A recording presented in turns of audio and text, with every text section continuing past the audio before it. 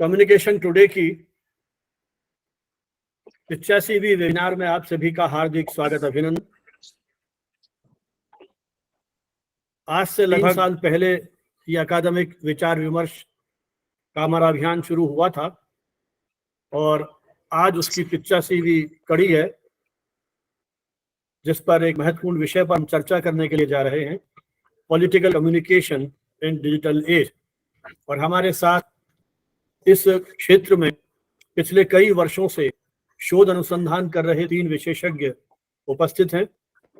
दिल्ली से डॉक्टर तनु डांग, सिलचर से डॉक्टर अल-फरीद हुसैन और माखनलाल चतुर्वेदी यूनिवर्सिटी के खंडवा कैंपस से कपिल देव प्रजापति। अब तक के हमारे इन 84 वेबिनार्स में 244 विशेषज्ञों को हम आमंत्रित कर चुके हैं, जिन्होंने मीडिया से जुड़े हुए विभिन्न पक्षों पर अपना वक्तव्य रखा है। एक सेकंड साहब, अल-फरीद जी का फोन आ रहा है, 1 मिनट। हाँ अल-फरीद जी, हाँ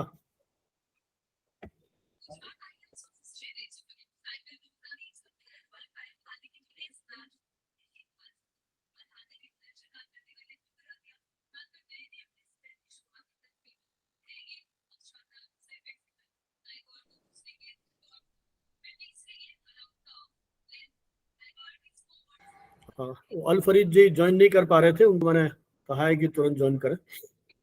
तो अब तक हम करीब 244 विशेषज्ञों को आमंत्रित कर चुके हैं और ये पूरी रिकॉर्डिंग हमारे YouTube पर अपलोड कर दी गई है। तो करीब 144 घंटे का जो रिकॉर्डिंग है वो हमारे पास है। कम्युनिकेशन टुडे के प्रकाशन की हम 26 वर्ष की यात्रा पूरी कर चुके हैं और बहुत शीघ्र ही मीडिया लिटरेसी पर केंद्रित हमारा ये विशेषांक जनवरी-जून 2023 उम्मीद करता हूं कि अगले सप्ताह तक प्रकाशित हो जाना चाहिए। लगभग 400 पृष्ठों का अंक शीघ्र ही आपके हाथों में होगा। कुल मिलाकर के आप सभी की शुभकामनाओं से ये यात्रा अपनी गति से चल रही है। जहां तक बात आज के विषय की है, मुझे लगता है ये एक बहुत सामयिक विषय है और संयोग से मुझे एक पुस्तक मिली डॉक्टर अल-फरीद हुसैन की। उस पुस्तक का शीर्षक यही है, political communication in digital age. और जब अल-फरीद जी ने पुस्तक भेजी और जैसे ही मैंने पुस्तक को पढ़ा तो मुझे लगा कि ये विषय विचार के लिए बहुत अच्छा है। और उसी पुस्तक को पढ़ते पढ़ते मैंने इन दोनों विशेषज्ञों को, डॉक्टर तनु डांग और कपिल देव प्रजापति, इनके आलेख मुझे उसमें पढ़ने को मिले। क्योंकि इनसे पहले से पूर्व परिचय था तो मुझे लगा कि इनके साथ संवाद किया जाए तो ये विषय बड़ा रोचक और सामयिक होगा। किस तरह से हम सोशल मीडिया के माध्यम से, हालांकि संचार माध्यमों का उपयोग हमारे राजनीतिज्ञ शुरू से करते आ रहे हैं और हमने तो पूरी की पूरी लड़ाई जो हमारी स्वाधीनता संघर्ष की है उसमें पत्रकारिता को आधार बना करके वो संघर्ष किया था। और यदि मैं यूं कहूं कि इसी अभिव्यक्ति की स्वतंत्रता की आवाज को उठाने के लिए हमारे देश में पत्रकारिता की शुरुआत होती है। धीरे धीरे तकनीक बदली, समय बदला और उसी के अनुसार नई नई चुनौतियां हमारे सामने आई। जैसा हम अक्सर इस बात को जानते हैं कि जब भी नई तकनीक आती है तो वो अपने साथ नई संभावनाओं और नई चुनौतियों को लेकर के आती है। और पिछले लगभग 2 दशक, 2.5 दशक में जिस तरह से डिजिटल संस्कृति का विकास हुआ है, जीवन के हर क्षेत्र को इसने कहीं न कहीं एक तरह से स्पर्श किया है, प्रभावित किया है। तो भला हमारा राजनीतिक परिदृश्य कैसे इससे अछूता होता। 2014-19 के जो लोकसभा और उस समय के जो विधानसभा के चुनाव होने लगे, उस समय इन डिजिटल माध्यमों का भरपूर उपयोग राजनेताओं ने, उनके जो कार्यकर्ता थे उन्होंने आम आदमी तक, या यूं कहूं कि मतदाता तक, या उस मतदाता को प्रभावित करने के लिए, अपनी नीतियों की जानकारी देने के लिए इन माध्यमों का भरपूर उपयोग किया। और वर्तमान प्रधानमंत्री नरेंद्र मोदी जी के लिए तो कहा जाता है कि 2014 में जिस तरह से उन्होंने इन माध्यमों का उपयोग किया, उनकी जीत का बहुत कुछ आधार ये सोशल मीडिया बना था। और अपने प्रारंभिक दौर में, चाहे वो ट्विटर है, चाहे फेसबुक है, चाहे इंस्टाग्राम है, वहां मोदी जी दुनिया के दूसरे तीसरे लोकप्रिय नेता के रूप में प्रतिष्ठित हुए थे। फिर धीरे धीरे जो दूसरी राजनीतिक पार्टियां थी उन्होंने भी इस पूरी व्यू रचना को कहीं ना कहीं अपनाया और अपनी आईटी सेल के माध्यम से वो मतदाताओं तक पहुंचने लगे। और इसी के साथ नई नई प्रवृत्तियां उभरी, कहीं कटाक्ष है, कहीं व्यंग है, कहीं एक दूसरे पर आरोप प्रत्यारोप है, इसी में कहीं भाषा के साथ भी खिलवाड़ होने लगा। एक दूसरे के आरोपों में कहीं हमने भाषा की शालीनता की भी उपेक्षा की, और इसी के साथ एक चुनौती उभरती है अफवाहें, भ्रामक समाचार और एक एजेंडा को लेकर जिस तरह से प्रचार प्रसार किया गया, कानून व्यवस्था के लिए भी कई बार चुनौती बनी, खतरा बना, और हम ऐसे एक इको चैम्बर में प्रवेश कर गए जहां एक विशेष तरह की विचारधारा को निर्मित करने के लिए सतत प्रयत्न किए जाते रहे। इन सारे माध्यमों में विदेशी हस्तक्षेप की आशंकाओं को भी हम नकार नहीं सकते। किस तरह से नकली फेसबुक पेजेस बना करके जन भावनाओं को भड़काने का प्रयास किया गया, किस तरह से सांप्रदायिकता हमारे लिए चुनौती बनती है, किस तरह से जातीयता और धर्म को लेकर के एक इस तरह के गुट बनने लगे। लेकिन दूसरी ओर इन माध्यमों ने हमारे नेताओं को जवाबदेह बनाने की दिशा में भी अपनी महती भूमिका निभाई है। मुझे तो कई बार लगता है कि जैसे हम डिजिटल डेमोक्रेसी की बात करते हैं, जिस डिजिटल लोकतंत्र की बात करते हैं, जहां आम आदमी कहीं सहभागी हो सकता है अपने ब्लॉग्स के माध्यम से या विभिन्न सोशल मीडिया प्लेटफॉर्म्स के माध्यम से, वो समकालीन स्थितियों पर, परिवेश पर कहीं टिप्पणी कर सकने के लिए स्वतंत्र है। हम सीधा एक संवाद स्थापित करते हैं। आज इन माध्यमों पर आप सत्ता के सर्वोच्च शिखर पर बैठे हुए व्यक्ति को क्वेश्चन मार्क कर सकते हैं, उनके दिए गए इंटरव्यूज पर आप अपनी टिप्पणियां कर सकते हैं, उनकी नीतियों पर कहीं आप पार्टिसिपेट कर सकते हैं। तो मुझे लगता है कि एक बहुत बड़ा परिवर्तन जो है वो इन सोशल मीडिया के माध्यम से आया है। और इसी दौर में जो कम्युनिकेशन रिसर्चर हैं, सोशोलॉजिस्ट हैं, बल्कि अलग अलग विधाओं के जो लोग काम कर रहे हैं, वो सब कहीं इस दिशा में शोध करें और कहीं इस बात में देश की जनता को जागरूक कर सकें कि किस तरह से हम मतदाता के व्यवहार को प्रभावित कर सकते हैं, किस तरह से जनमत प्रभावित हो सकता है। क्या वास्तव में इस सोशल मीडिया पर प्रकाशित की जाने वाली सामग्री हमारे उस वोटिंग बिहेवियर को कहीं प्रभावित करती है, या कहीं हमें निर्णय लेने के लिए कहीं वो बाध्य करती है, या कहीं सहयोगी बनती है। बहुत सारे इसके पक्ष हैं। तो आइए इसी पर हम बातचीत करने के लिए सुनते हैं आज के हमारे वो विशेषज्ञ जिन्होंने इस क्षेत्र में लंबे समय तक शोध अनुसंधान किया है। सबसे पहले चर्चा की शुरुआत में कर रहा हूं डॉक्टर तनु डांग से। लगभग 2 दशक से वो शिक्षण के साथ जुड़ी हुई हैं और संयोग से उनके इस शैक्षिक कैरियर का मैं पूरा दृष्टा रहा हूं। मुझे याद है वो दिन जब जयपुर में एक रिफ्रेशर कोर्स के माध्यम से उनके साथ मुलाकात हुई थी, और उसके बाद देश के अनेक मंचों पर, उनके कार्यस्थल पर कई बार जाने का मौका मिला, और उनकी शोध यात्रा, अकादमिक यात्रा के संदर्भ में समय समय पर हमारा संवाद होता रहा है। 2 दशक से अध्यापन करते हुए उन्होंने अपनी एक बहुत लंबी पारी लखनऊ में ख्वाजा मोइनुद्दीन चिश्ती जो भाषाई विश्वविद्यालय है, वहां से आपने प्रारंभ की। उस डिपार्टमेंट को एक तरह से एस्टेब्लिश करने में अपना एक महत्वपूर्ण योगदान दिया। उस विश्वविद्यालय, क्योंकि बहुत पुराना विश्वविद्यालय नहीं है, तो अकादमिक दृष्टि से उसको बेहतर बनाने की दिशा में भी आपका योगदान रहा। और वहां रहते हुए आपने विभिन्न अकादमिक क्षेत्रों में अपनी महत्वपूर्ण उपलब्धियां अर्जित की। उन्हें देश की जो प्रतिष्ठित एजेंसीज हैं, चाहे वो ICSR, UGC जैसी संस्थाएं हैं, उनकी फेलोशिप पर आपको कार्य करने का मौका मिला। विशेषकर डेवलपमेंट कम्युनिकेशन, पब्लिक रिलेशंस और एडवर्टाइजिंग आपके एरिया ऑफ इंटरेस्ट हैं, और इन क्षेत्रों में आप लगातार काम कर रही हैं।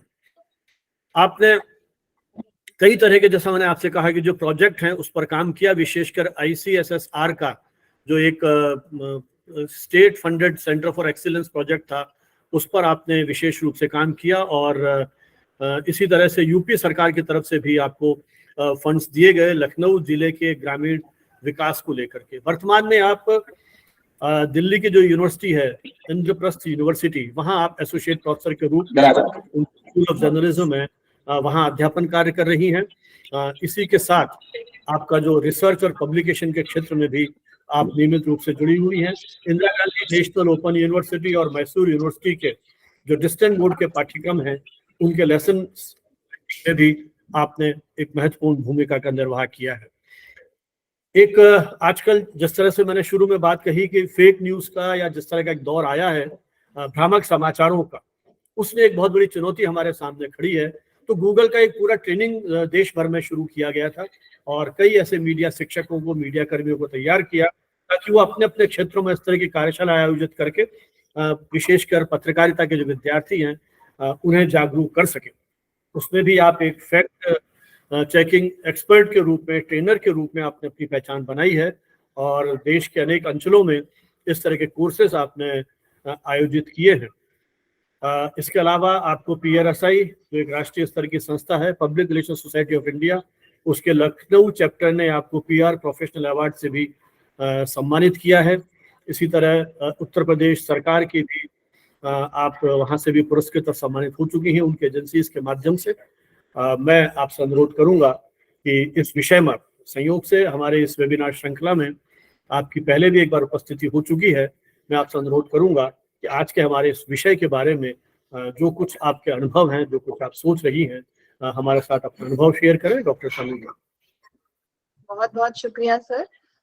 ये मेरे लिए एक बहुत बड़ी उपलब्धि है कि एक नई जगह पे ज्वाइन करने के बाद और एसोसिएट प्रोफेसर बनने के बाद आपके मंच से मेरे पहले लेक्चर की शुरुआत हो रही है इस नई डेजिग्नेशन के साथ। ये मेरे लिए, मैं मानती हूँ, एक उपलब्धि है क्योंकि मेरे पूरे करियर में आपका एक बहुत इंपॉर्टेंट रोल रहा है सर, जिसके लिए मैं हमेशा आपकी कृतज्ञ रहूंगी। आपने मुझे बहुत बार दिशा दिखाई है और उसी की वजह से मैं प्रोग्रेस कर पाई हूँ, वहां पहुंच पाई हूँ जहां मैं हूँ। पॉलिटिकल कम्युनिकेशन के बारे में सर जो आपने खाका अभी दिया था, जब आप इंट्रोडक्शन दे रहे थे, आपने बहुत सारे पहलू उसके टच किए। उसी के कुछ पहलुओं पर मैं बात करूंगी क्योंकि हमारे साथ दो और एक्सपर्ट्स हैं जो अपने अपने व्यूज शेयर करेंगे। अगर हम पॉलिटिकल कम्युनिकेशन की शुरुआत करें, सर ने अभी बताया कि स्वतंत्रता संग्राम में बहुत महत्वपूर्ण रोल रहा, हमें स्वाधीनता की तरफ ले जाने में हमने पत्रकारिता का इस्तेमाल किया और एक बहुत पोटेंशियल मीडियम रहा मीडिया, खासकर लोगों को एकजुट करने का, एक साथ लाने का और इस पूरी मुहिम में साथ जोड़ने का। लेकिन उससे पहले भी अगर हम जाएं, हम संवाद के बारे में पढ़ें, अगर कम्युनिकेशन के बारे में पढ़ें, तो एरिस्टोटल और प्लूटो की जब हम बात करते हैं तब भी उन्होंने पॉलिटिकल कम्युनिकेशन के बारे में बात की है और उन्होंने बात की है कि किस तरह से कम्युनिकेशन के थ्रू पब्लिक ओपिनियन को हम बदल सकते हैं। वहां से हम इसकी शुरुआत देखते हैं कि कम्युनिकेशन कितना पोटेंशियल माध्यम है जिससे हम लोगों की विचारधारा को बदल सकते हैं। और ये चीज अब और भी ज्यादा पॉसिबल हो गई है और भी ज्यादा इस्तेमाल की जा रही है, खासकर पॉलिटिकल एजेंडा सेटिंग में, क्योंकि सोशल मीडिया बहुत ज्यादा परवेसिव मीडियम है। इनफैक्ट जो सबसे बड़ा बदलाव आया है डिजिटल मीडिया के आने के बाद वो है ये एक बहुत इंटीमेट मीडियम बन गया है। एक समय पे हम रेडियो को कहा करते थे ये बहुत इंटीमेट मीडियम है, लेकिन आज मोबाइल फोन के आने के बाद, स्मार्टफोन के आने के बाद हर वक्त हम सोशल मीडिया को एक्सेस कर सकते हैं, जिससे उसका प्रभाव हमारी विचारधारा पर बहुत ज्यादा बढ़ गया है। और ये एक बहुत बड़ा ड्रास्टिक चेंज है जिसको मार्केटर्स और पॉलिटिशियंस ने इक्वली समझ लिया है। तो सबसे बड़ा बदलाव जो मुझे लगता है आया है, सर ने अभी जिक्र किया इलेक्शंस का, डेफिनेटली इंडिया में अगर हम बात करते हैं कि कहाँ से हम सोशल मीडिया के इम्पैक्ट को पॉलिटिकल अरीना में देखते हैं, वो डेफिनेटली 2014 लोकसभा इलेक्शंस हैं। लेकिन अगर हम इसकी देखें कि आधारशिला कहाँ से पड़ी या इसका इंस्पिरेशन कहाँ से मिला, तो बहुत बड़ा एग्जाम्पल हमें मिलता है बराक ओबामा के प्रेसिडेंशियल इलेक्शंस जो 2008 में हुए थे। उसके बाद से हमने एक ट्रेंड सेटिंग देखी कि सोशल मीडिया का इस्तेमाल किस तरह से किया जा सकता है पॉलिटिकल कैंपेनिंग में। उनका भी कैंपेन और उनका भी प्रेसिडेंशियल इलेक्शन सक्सेसफुल इसलिए हुआ क्योंकि उन्होंने सोशल मीडिया का इस्तेमाल किया ग्रास रूट से जुड़ने के लिए, जो सबसे ज्यादा इंपॉर्टेंट पार्ट होते हैं किसी भी इलेक्शन प्रोसेस का। वहां से हमने एक चेंज होता हुआ देखा। और इनफैक्ट ट्रम्प के इलेक्शंस में भी, अगर डेफिनेटली वो बहुत ज्यादा चर्चा में रहा, आपने सुना होगा कि उन्होंने कहा था कि ट्रम्प के इलेक्शन में भी 2016 में ट्विटर का सबसे ज्यादा इंपॉर्टेंट रोल रहा था। तो ये सोशल मीडिया का प्रभाव इलेक्शन कैंपेनिंग में बढ़ता प्रभाव हम लगातार देख रहे हैं इंटरनेशनल एरिना से इंडिया में आते हुए। और मैं ये देख रही हूँ और आप सब भी इस चीज के बहुत मतलब आपके सामने ये एग्जांपल्स हैं कि 2014 के इलेक्शंस के बाद सोशल मीडिया की पॉलिटिकल एरिना में प्रेजेंस खत्म नहीं हुई बल्कि बहुत ज्यादा बढ़ गई। और आज की डेट में आप देखिए कि किस तरह से पॉलिटिकल लीडर्स जो हैं वो अपने डिफरेंट सोशल मीडिया प्लेटफॉर्म्स का इस्तेमाल कर रहे हैं लगातार लोगों के संपर्क में आने के लिए। ये टू वे मीडियम जो डेवलप हुआ है, जिसमें लोग, सर ने अभी बात रखी हुई कि लोग अपने विचार रख सकते हैं, अपनी बात अपने प्रश्न पूछ सकते हैं पॉलिटिकल लीडर्स से। इसी के साथ साथ पॉलिटिकल लीडर्स की जवाबदेही भी बढ़ गई है। आज की डेट में ये बहुत इंपॉर्टेंट हो गया है, सोशल मीडिया के जरिए ये पॉसिबिलिटी हो गई है that they have to remain accountable and answerable to the public, which is definitely, जो सर ने अभी डिजिटल डेमोक्रेसी की बात की, उसकी ये आधारशिला है कि आप एक ट्रांसपेरेंसी एक्सपेक्ट भी कर रहे हैं और आपको देना भी जरूरी है। इनफैक्ट मोदी सरकार में आपने ये देखा होगा कि कई सारे ऐसे लीडर्स जो कि सोशल मीडिया पर एक्टिव नहीं थे, उनके पोर्टफोलियोज भी चेंज कर दिए गए और ऐसे लीडर्स को वहां पर रखा गया जो कि लोगों से ज्यादा इंटरैक्ट कर सके, ज्यादा अकाउंटेबिलिटी दे सके और ज्यादा सोल्यूशंस दे सके। तो आज के टाइम में डिजिटल मीडिया, सोशल मीडिया का डेफिनेटली एक बहुत बड़ा प्रभाव हमारे पब्लिक ओपिनियन फॉर्मेशन पर है। लेकिन इसके साथ साथ हमें ये भी समझना पड़ेगा कि आज के चेंजिंग पैराडिम में पॉलिटिकल कम्युनिकेशन सिर्फ कम्युनिकेशन नहीं रह गया है, it is more about political marketing. जितनी भी पॉलिटिकल एजेंसीज हैं, जितने भी पॉलिटिकल लीडर्स हैं, वो एक प्रोडक्ट हैं जिन्हें एक्चुअली कम्युनिकेशन के थ्रू मार्केट किया जा रहा है। तो वो सारी चीजें जो पहले सिर्फ मार्केटिंग तक सीमित थी, वो अब पॉलिटिकल कम्युनिकेशन का भी हिस्सा बन गई है। टेक्नोलॉजी इतनी एडवांस हो गई है, इतने सारे हमारे पास एवेन्यूज आ गए हैं कि हमारे लिए बहुत आसान हो गया है पब्लिक ओपिनियन को एनालाइज करना। हम उसके बारे में डेटा कलेक्ट कर सकते हैं, हम उसका एनालिसिस कर सकते हैं और उसके बेसिस पे अपनी कम्युनिकेशन स्ट्रेटजीज तैयार कर सकते हैं। एल्गोरिदम्स इतने ज्यादा इंपॉर्टेंट हो गए हैं, आर्टिफिशियल इंटेलिजेंस का इतना स्ट्रॉन्ग रोल हो गया है आज की डेट में। चैटबॉट्स के बारे में हम सबको पता है, हम अक्सर ये बात करते हैं कि कई सारे अकाउंट्स जो हैं वो ओरिजिनल नहीं है, फेक है, और स्टडीज ने भी इसको प्रूव किया है। इनफैक्ट ट्विटर ने खुद ये माना कि लगभग 9 से 15% अकाउंट्स फेक हैं जो कि बॉट्स ऑपरेट करते हैं। तो चैटबॉट्स को के बारे में भी कई स्टडीज की जा रही हैं और पॉलिटिकल कम्युनिकेशन में इसका बहुत स्ट्रॉन्ग इस्तेमाल किया जा रहा है। अगर हम ये देखें कि पॉलिटिकल कम्युनिकेशन में बेसिकली क्या रोल प्ले कर रहा है सोशल मीडिया, तो एक बहुत बड़ा रोल है एजेंडा सेटिंग, जिसको बहुत पहले ही डिफाइन किया गया था, telling the people what to think about. तो बहुत सारे ऐसे माध्यम है, बहुत सारे ऐसे चैनल्स हैं, इनफैक्ट पॉलिटिकल बॉडीज के अपने ऐसे बहुत सारे सोशल मीडिया अकाउंट्स हैं जिसके थ्रू वो लोगों को कॉन्स्टेंटली डिस्कशन के लिए मटेरियल प्रोवाइड करते हैं। क्रिएटिव कंटेंट जनरेशन के माध्यम से वो लगातार लोगों को एंगेज रखते हैं, लगातार एक कन्वर्सेशन कंटिन्यूड रखते हैं जो लोगों को उनके साथ जोड़े रखती है इन द लॉन्ग रन। दूसरी चीज जो सबसे इंपॉर्टेंट और बेसिक टास्क हमेशा से रहा है वो है न्यूज मैनेजमेंट। जो भी सरकार कर रही है, जो भी उसकी गतिविधियां हैं, जो भी उसकी अचीवमेंट्स हैं, उसकी जानकारी को बहुत जल्द बहुत बड़ी संख्या के लोगों के साथ शेयर करने का बहुत ही पोटेंशियल माध्यम बन गया है सोशल मीडिया। तीसरी चीज है लोगों के साथ ट्रस्ट बिल्डिंग करना। अपनी CSR एक्टिविटीज के जरिए, अपनी पब्लिक पॉजिटिव एक्टिविटीज के प्रदर्शन के जरिए, अलग अलग प्लेटफॉर्म्स के माध्यम से जो पॉलिटिकल एंटिटीज हैं वो लगातार मासेस के साथ जुड़ रही हैं। और सर ने अभी एक बहुत अच्छी चीज का जिक्र किया, इंस्टाग्राम। हमें पता है ट्विटर, फेसबुक, यूट्यूब, इस पर तो पॉलिटिकल बॉडीज एग्जिस्ट कर ही रही हैं, लेकिन आजकल यूथ को टारगेट करने के लिए इंस्टाग्राम में भी बहुत सारे कॉम्पिटिशन्स, कॉन्टेस्ट, और अभी आपने एक कॉमन ट्रेंड देखा होगा, पोस्ट सेल्फी। आप चाहे वोटिंग करने जाएं, आप सेल्फी शेयर कीजिए, आप कोरोना की वैक्सीन लगवा रहे हैं तो आप सेल्फी शेयर कीजिए। और इस तरह से किस तरह से गवर्नमेंट अपने साथ कनेक्ट कर रही है यूथ पॉपुलेशन को, that is a new trend. और ये एक बहुत पॉजिटिव ट्रेंड है, क्योंकि अक्सर हम ये देखते हैं कि युवा ये सोचता है कि मुझे शामिल नहीं किया जा रहा है इस पॉलिटिकल डिसीजन मेकिंग में। लेकिन इन सारे सोशल मीडिया इंटरवेंशंस के जरिए मुझे लगता है एक बहुत बड़ा बदलाव आया है और यूथ को एक फीलिंग आ रही है कि हम जुड़ाव महसूस कर पा रहे हैं वो, और वो एक्टिविटीज में पार्टिसिपेट भी करते हैं पूरे एंथुजियास्टिकली। तो सोशल मीडिया ने ये जो एक गैप था यूथ से कनेक्शन का गैप, वो बहुत हद तक पॉलिटिकल कम्युनिकेशन में पॉलिटिकल पार्टीज को मदद की है उस गैप को ओवरकम करने के लिए।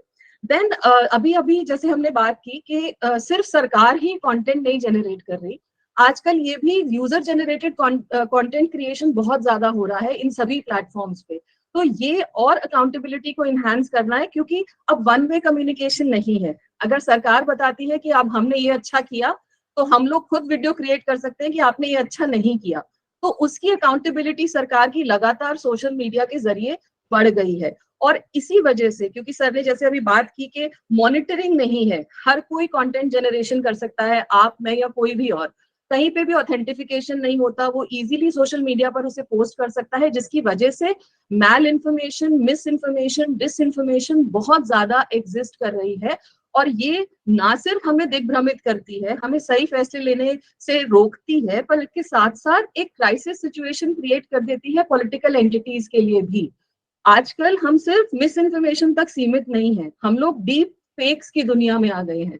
मतलब कि जो पॉलिटिकल लीडर आपको दिख रहा है स्क्रीन पे बोलता हुआ, वो एक्चुअल लीडर है ही नहीं, वो उसका एक बहुत डीप फेक वीडियो है जिसे हम यकीन कर लेते हैं, और वो हमारी पॉलिटिकल आइडियोलॉजी को बहुत नेगेटिवली भी इफेक्ट करता है, या हमें कम्युनल हेट्रेड की तरफ ले जाता है, जिसके बारे में डेफिनेटली एक्शन लेने की बहुत जरूरत है। क्योंकि अब इवन हम लोगों के लिए एज फैक्ट चेकर्स बहुत मुश्किल होता जा रहा है डीप फेक को आइडेंटिफाई करना।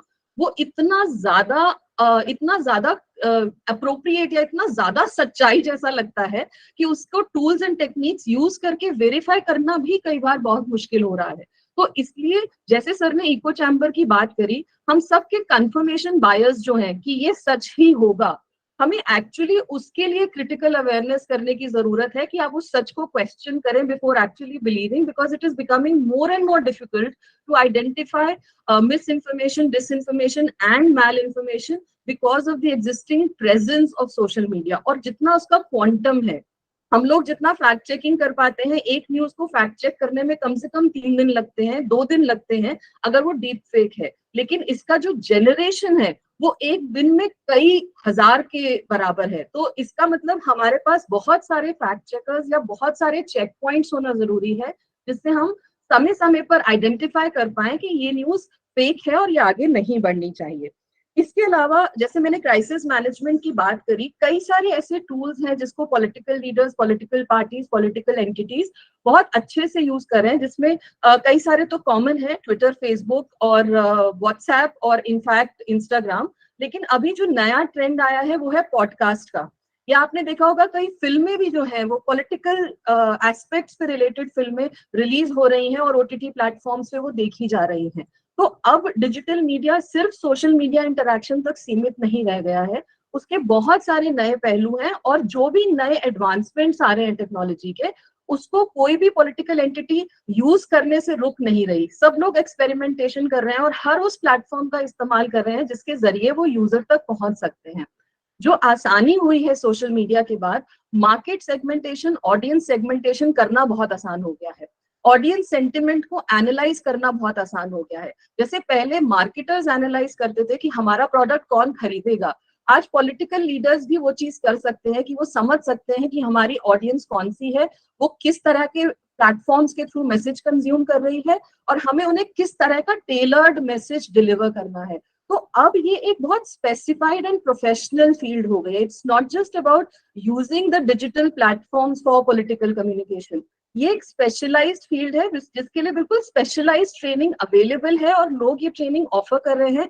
ऐसे कोर्सेज भी लॉन्च हो रहे हैं जो कि ट्रेन कर रहे हैं स्टूडेंट्स को इस फील्ड में जाने के लिए। तो ये एक बहुत उभरती हुई फील्ड है डेफिनेटली, जिसमें बहुत सारी संभावनाएं हैं। और अभी आप देखिए तो रिसर्च में भी, पहले हम जब रिसर्च करते थे मास मीडिया से रिलेटेड, तो हम इतना ज्यादा पॉलिटिकल कम्युनिकेशन पे रिसर्च नहीं करते थे। लेकिन आज अगर आप देखें, ट्वीट्स पे रिसर्च होती है, किस तरह की ट्वीट हुई उसके कंटेंट पे रिसर्च होती है, किस तरह के फॉलोअर्स हैं किसी पॉलिटिकल लीडर्स के, उस पे रिसर्च होती है। तो ये पूरा डिजिटल एरिना जो है वो रिसर्च के लिए भी एक बहुत ही एक्टिव माध्यम बन गया है, और बहुत सारे स्टूडेंट्स, टीचर्स इस पे लगातार काम कर रहे हैं ताकि वो समझ पाए कि इस पॉलिटिकल एरिना में डिजिटल मीडिया किस तरह से काम कर रहा है। तो डेफिनेटली मुझे लगता है कि पॉलिटिकल कम्युनिकेशन रिसर्च के भी डायमेंशंस उतने ही बदल गए हैं जितने कि पॉलिटिकल कम्युनिकेशन के बदले हैं। अब मैं लास्ट में बस ये बात करना चाहूंगी जो मैंने स्टार्टिंग में भी कही थी, बॉट्स की और एल्गोरिदम्स की। ये एक बहुत ग्रोइंग फिनोमिना है जिसको समझना बहुत जरूरी है। हम लोग बहुत बार अपनी आम बातचीत में ये कहते हैं कि ये जो कंटेंट है या ये जो मैसेजेस हैं ये बॉट जनरेटेड है या बॉट मैनिपुलेटेड है, लेकिन एक्चुअली ऐसे बहुत सारे फेक अकाउंट्स एग्जिस्ट कर रहे हैं सोशल मीडिया पर, जो कि ऑटोमेटेड रोबोट्स कंट्रोल कर रहे हैं, जिनकी कोई इंडिविजुअल आइडेंटिटी नहीं है, जो एल्गोरिदम ऑपरेटेड है, और जो वो सारे काम करते हैं जो जिसके लिए पहले आपको किसी सोशल मीडिया मैनेजर को रखना पड़ता था। वो आपकी ट्वीट्स को रीशेयर करते हैं, वो एनालाइज करते हैं कौन सी ट्वीट आपके अगेंस्ट है और उसको ट्रोल करते हैं। और इसके साथ साथ अगर आपके कोई कॉम्पिटिटर की इंफॉर्मेशन है जिसमें कुछ हैशटैग्स या ये सब चीजें एक्टिव है, तो उसके अगेंस्ट में वो दूसरे हैशटैग्स जनरेट करते हैं जो कि ज्यादा जल्दी पॉपुलराइज कर सके आपकी इंफॉर्मेशन को। तो ये सारी चीजें अब ऑटोमेटेड हो रही है, विच मीन्स के जो हमारा कॉम्पिटिटिव वर्क प्लेस है वो बहुत अलग हो गया है। पहले हम अगर कंपटीशन कर रहे थे किसी से भी तो वो बहुत डिफरेंट तरह से होता था, लेकिन अब वो सब ऑटोमेटेड है। तो this process is also something जो नई लाइट में देखने की जरूरत है, जिसे और गहराई से समझने की जरूरत है, क्योंकि ये एल्गोरिदम्स अभी लगातार बात चल रही है कि किस तरह से सोशल मीडिया शायद हावी हो जाएगा। और ये जो चैटबॉट्स की प्रेजेंस है ये उसका कहीं ना कहीं एक नमूना है। और यही एक वजह है कि ट्विटर ने रिसेंटली बोला कि हम लोग वेरीफाई करेंगे और ब्लू टिक देंगे और उसके बाद ही आप अपने अकाउंट को ऑपरेट कर पाएंगे। और मिलियंस ऑफ अकाउंट उन्होंने बंद किए हैं जस्ट बिकॉज दे रियलाइज्ड कि वो ओरिजिनल अकाउंट्स नहीं है और कुछ बॉट्स इनको ऑपरेट कर रहे हैं। तो ये एल्गोरिदम बेस्ड जो कम्युनिकेशन हो रही है, this is definitely a threat, just like miss information and disinformation, जिसको हमें एड्रेस करने की बहुत ज्यादा जरूरत है। और हमें ये देखने की जरूरत है कि जो भी पॉलिटिकल कम्युनिकेशन का स्कोप है वो लगातार बदल रहा है। इसमें मार्केटिंग शामिल हो रही है, इसमें डिजिटल टेक्नोलॉजीज शामिल हो रही हैं, इसमें अब इनफैक्ट कॉम्प्यूटेशनल कैंपेन भी शामिल हो रहा है। Computer originated, computer managed campaigns चल रहे हैं।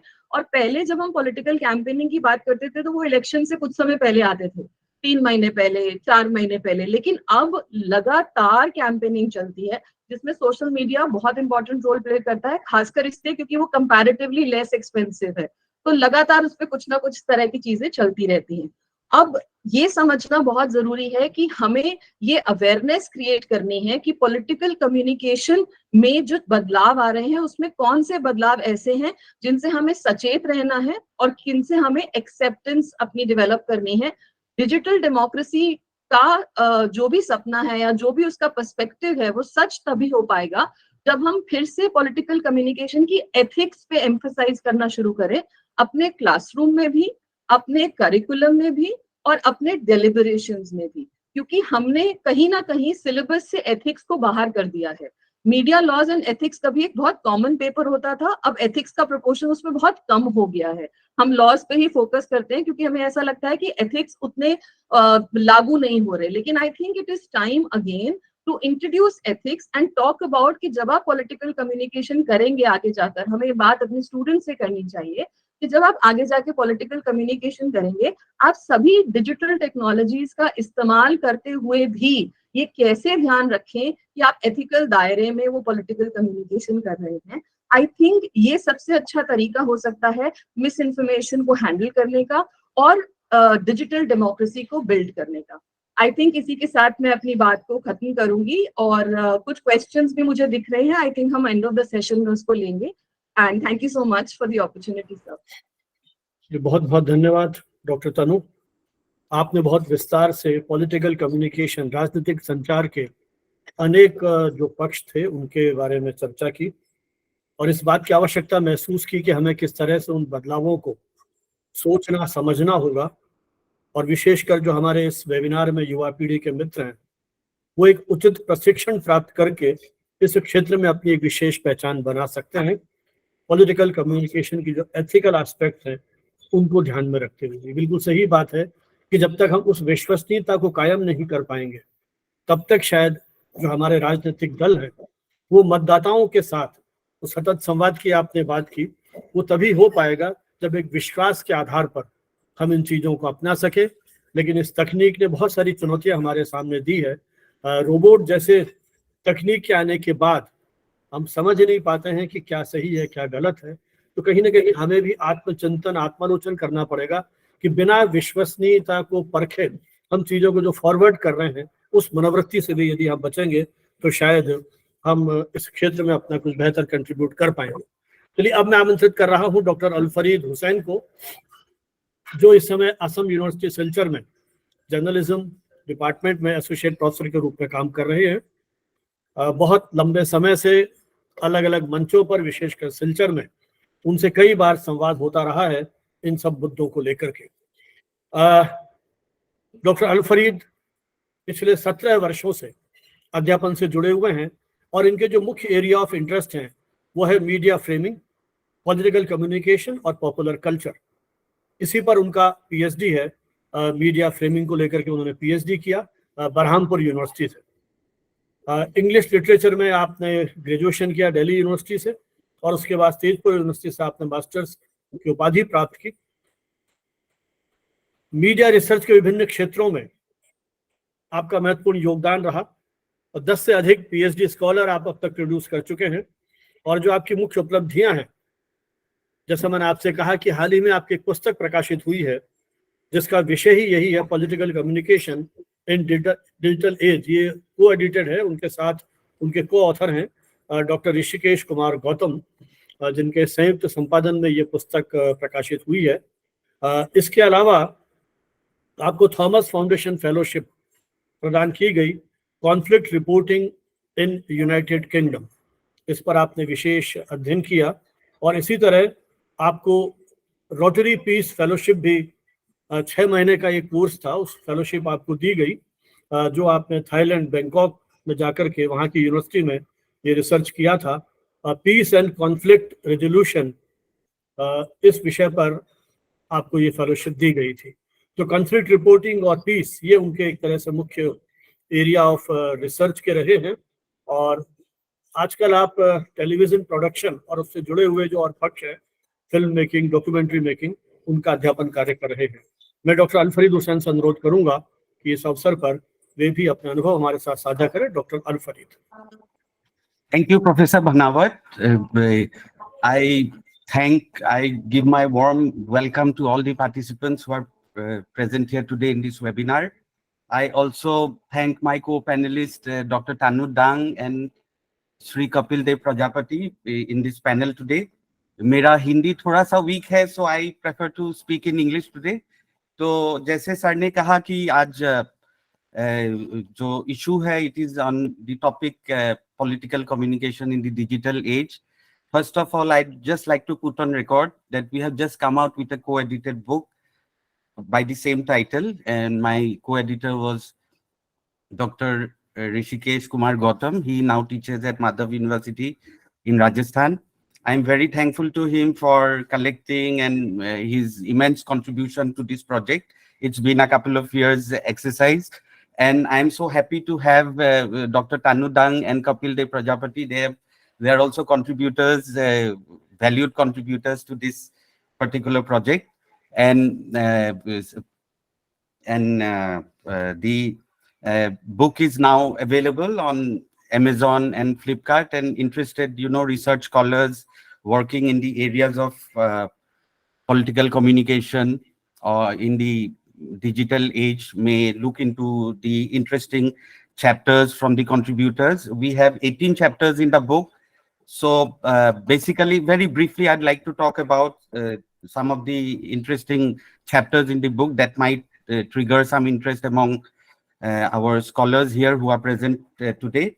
And we also have Arindam Gupta, one of the other contributors to this book. He has done an interesting chapter on the Twitter communication by Indian Prime Minister Narendra Modi. So most of the topics, most of the ideas surrounding political communication have already been touched by very lucidly touched by Dr. Tanu Dang. So very briefly, I'd like to touch upon some of the chapters in the book that might be of some interest for future researchers also. The first chapter is on the election campaigning and how we see this, transition from traditional modes of election campaigns to a digital electioneering, particularly from the time of the 2014 election and the large scale, use and deployment of digital media, and so much so that it has become an integral part of the election campaign process in Indian political landscape today. Then we have an interesting paper on the concept of internet memes. So this internet memes, a concept that was developed by Richard Dawkins, and memes are an interesting, component of the political discourse, wherein, issues or ideas are propagated in a satirical or comic fashion, and yet it has a lot of traction in today's particularly young demography. And then we have another aspect connected to political communication, that is the use of micro blogging sites like Twitter, and particularly used for diplomatic purposes. So we have a paper on diplomacy, this interesting paper on Twitter diplomacy, particularly the large scale use of Twitter by Indian Prime Minister, our foreign minister, and particularly dealing with issues of international or global significance, issues like the Ukraine-Russia war, or diplomatic, relations between country, the personalized, touch of wishing birthdays and to different, political leaders of the world. This is an idea that is part of this paper on diplomacy. And then another aspect related to political communication is the space that is now available for subaltern and counter public voices. So the mass media that was predominantly, elitist, or a dominant narrative that is propagated through mass media, that narrative is now, being challenged, increasingly challenged by counter public voices, or subaltern voices, or small voices, if we can say. And that is part of a paper, interesting paper by Dr. Pooja Sen, who is now an assistant professor in IIMC. And there is another paper, interesting paper by Dr. Tanu Dang and then Dr. Ashwini Jha, who have dealt with the concept of political public relations and how political parties, engage in social media, digital media, for their image building and brand building exercises. And then we have this interesting, paper that deals with the relationship between social media and popular culture. And that is by taking the case study of West Bengal's, in the run-up to the 2021 assembly elections in West Bengal. We see a slogan that became quite an anthem, particularly coined by the Trinamool Congress. It was Khela Hobe. So this whole, the genesis of the term and how it rose into becoming an anthem, and then how it was picked up by other political parties. All these ideas are included in that particular paper by our research scholar S.K. Abbasuddin. He's a research scholar in Assam University, and he's from West Bengal. And then we have some general interesting papers on the overall, journey of political communication, especially in the digital era. And we have and we have several, interesting ideas that are part of these, papers. So I'd like to just deal with a few of them. And before that, I'd just like to give you the context in which we are having this discussion today. From the current, population, we are a country of 1.4 billion people. And among these 1.4 billion people, there are 650 million people in India today, particularly from the data of 2021, who have internet access in India. So that constitutes about 45% of our population. And among these 650 million people in our country, 450 million people today are active social media users. So we have a large demography. If you replace it, if you equate it with a country, we may perhaps be the biggest country using Facebook as well as social media. And in this context, particularly, we also see that 500 million people have access to mobile phones, particularly smartphones. And everybody who may not actually be a journalist also is equally, today equipped to, collect news and then present it. The only problem with such kind of, exercise, particularly the concept of citizen journalism, is the fear that it might also incite, problems or social divisions or, provocation or in fact, violence. So this is an area that is also part of a paper that one of our contributors have mentioned. And the other ideas that emerge from this particular co-edited book is called the echo chamber that Dr. Dung had already mentioned. And then from the research point of view, I'd just like to, for the benefit of some of our interested scholars who might be interested in political communication research, one of the ideas through which you can enter into addressing issues within political communication in the digital age is the concept called the filter bubble. It is an idea that was, coined. It is a term that was coined by Elie Pariser, an internet activist, in 2010-11. And this is a concept that is very pervasive today. We see it all the time, particularly when we witness that the algorithmic way in which the social media are programmed. It is programmed to provide you only with those specific, customized, tailor-made, content that reinforces your pre-existing value system or ideas. And this has its advantages, but also has come with a lot of challenges and worries and alarms. So Elie Pariser's idea of filter bubble can be one of the entry points to look into the relationship between technology and political communication, our political affairs in our country. The other issue that I'd like to just mention here, some of you might already be familiar or aware about it, the idea that Marshall McLuhan had given in his book in 1989, The Global Village. He talks about this model called the tetrad model of media effects. The tetrad model, in this model, he talks about how a new technology replaces an older technology and how the newer technology brings about certain changes in the value system and the way we communicate and our whole, exercise in our public, civic, and, political life. So he might not have meant it specifically to political discourses, but generally, we may appropriate this particular model also to look into aspects of political communication research in India.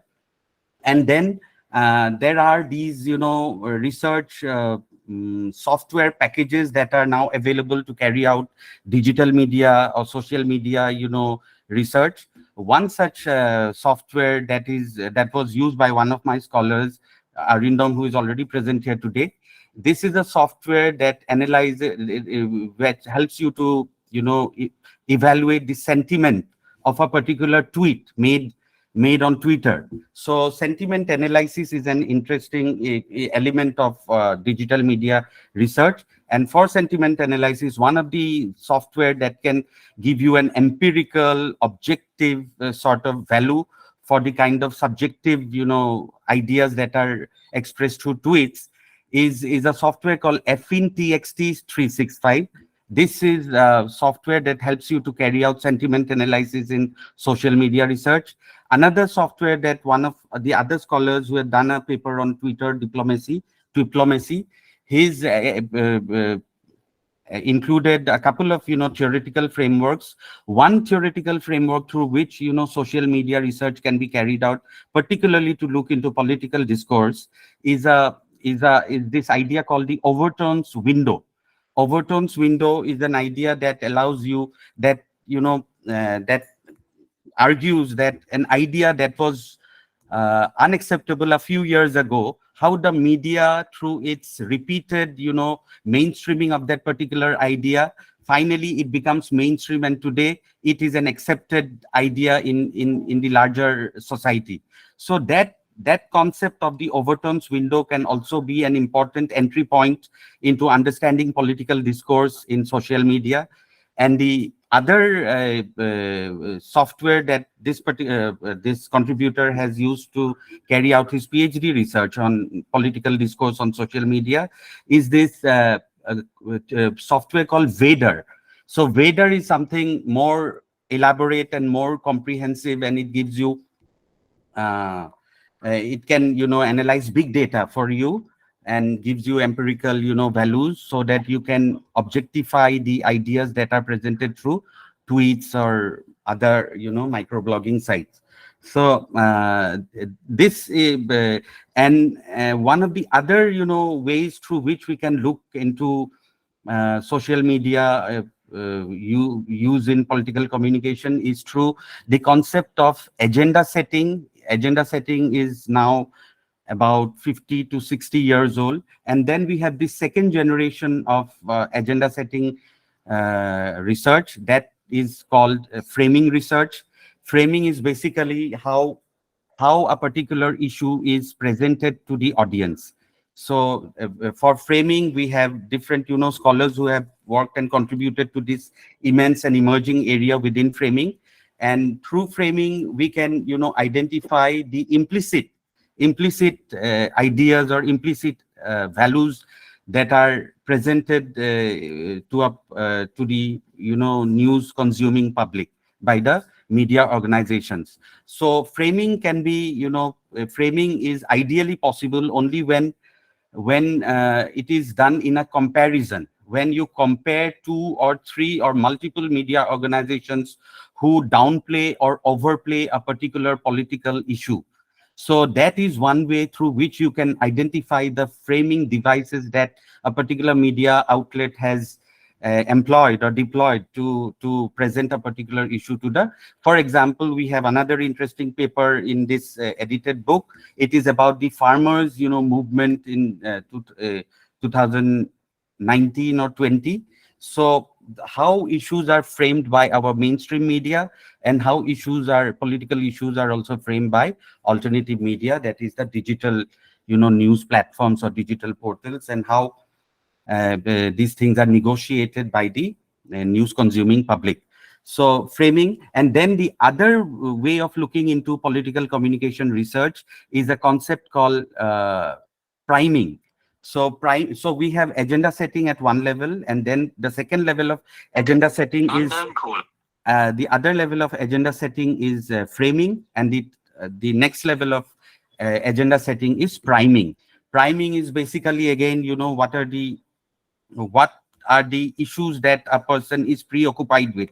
So that depends on the frequency and the intensity of the coverage of a particular issue at the cost of some other issues.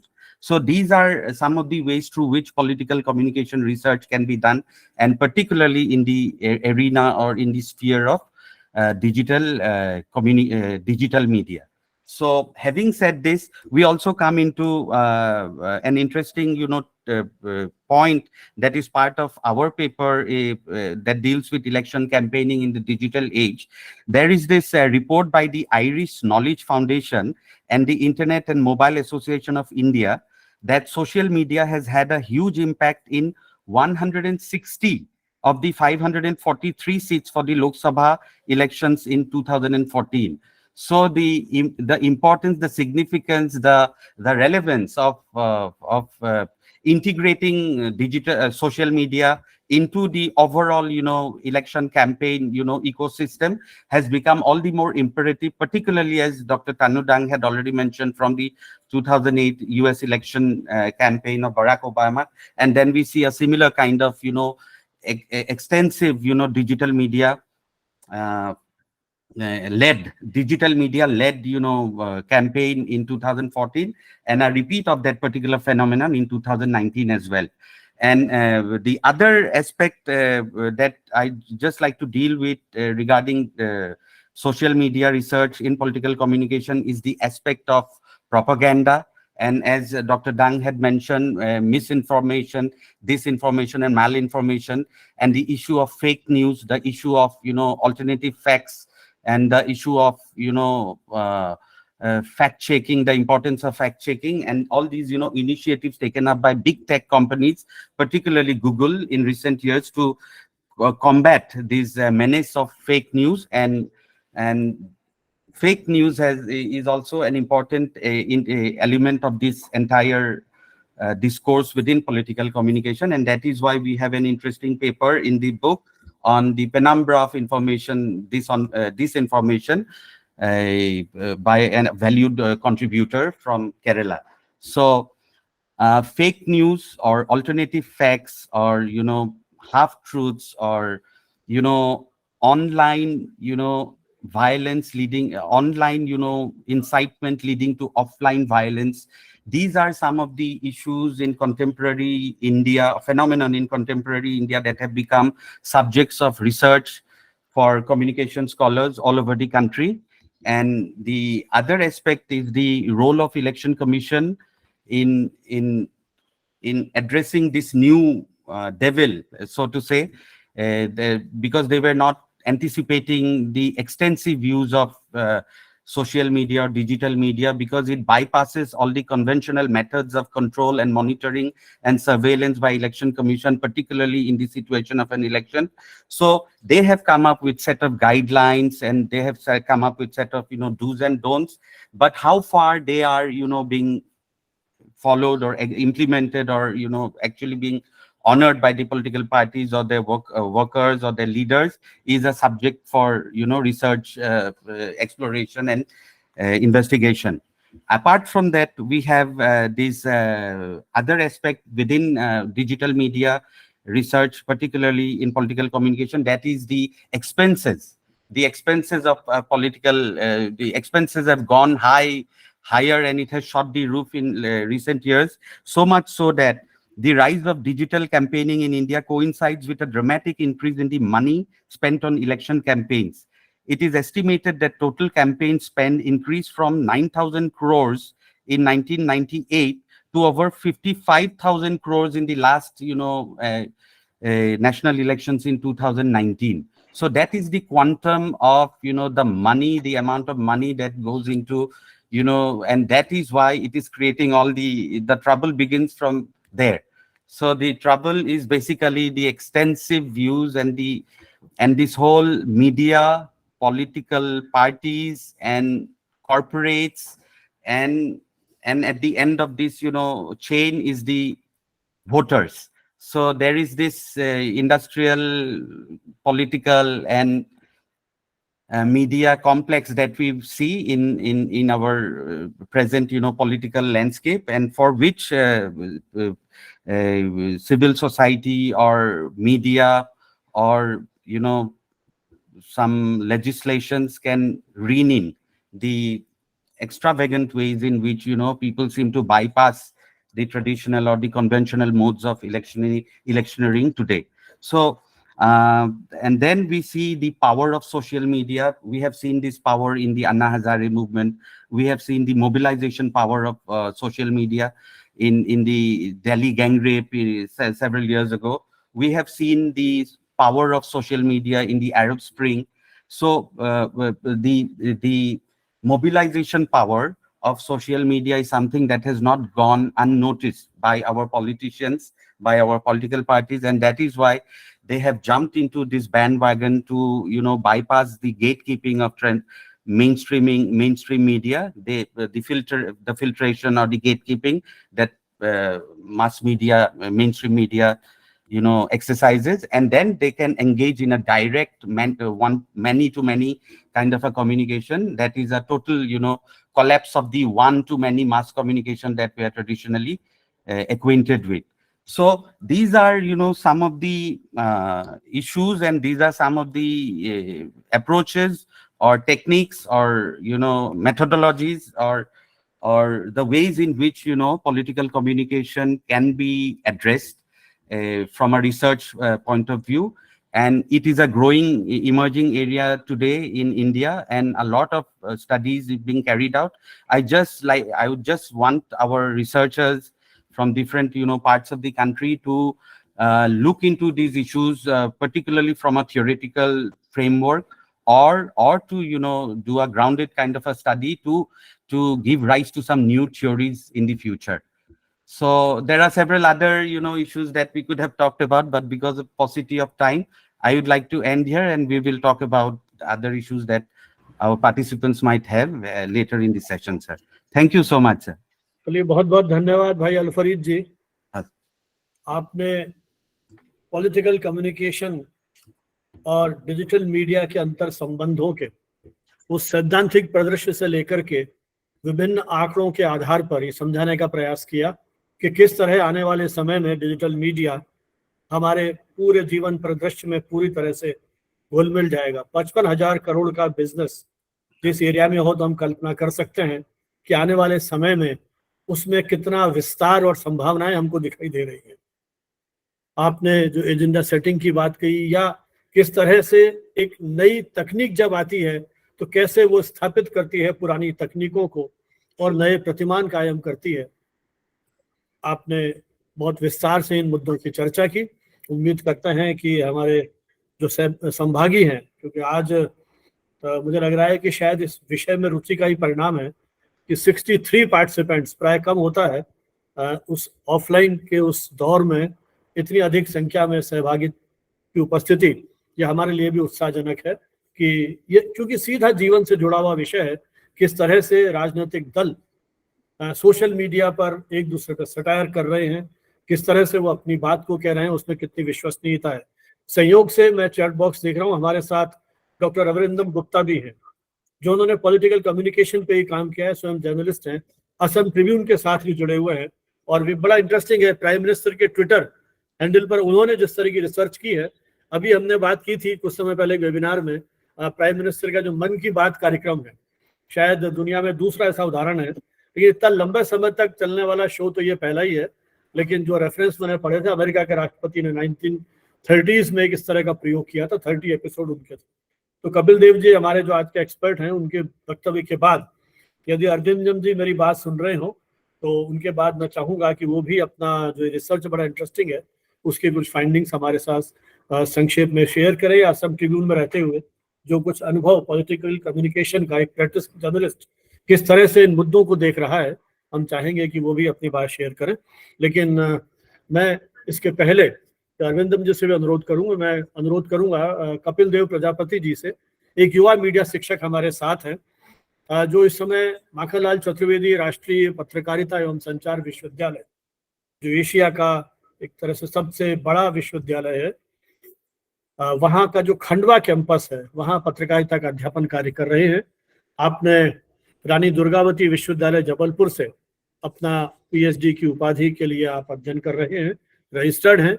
और एक महत्वपूर्ण काम आपने किया है कि एक news website आपने बनाई है,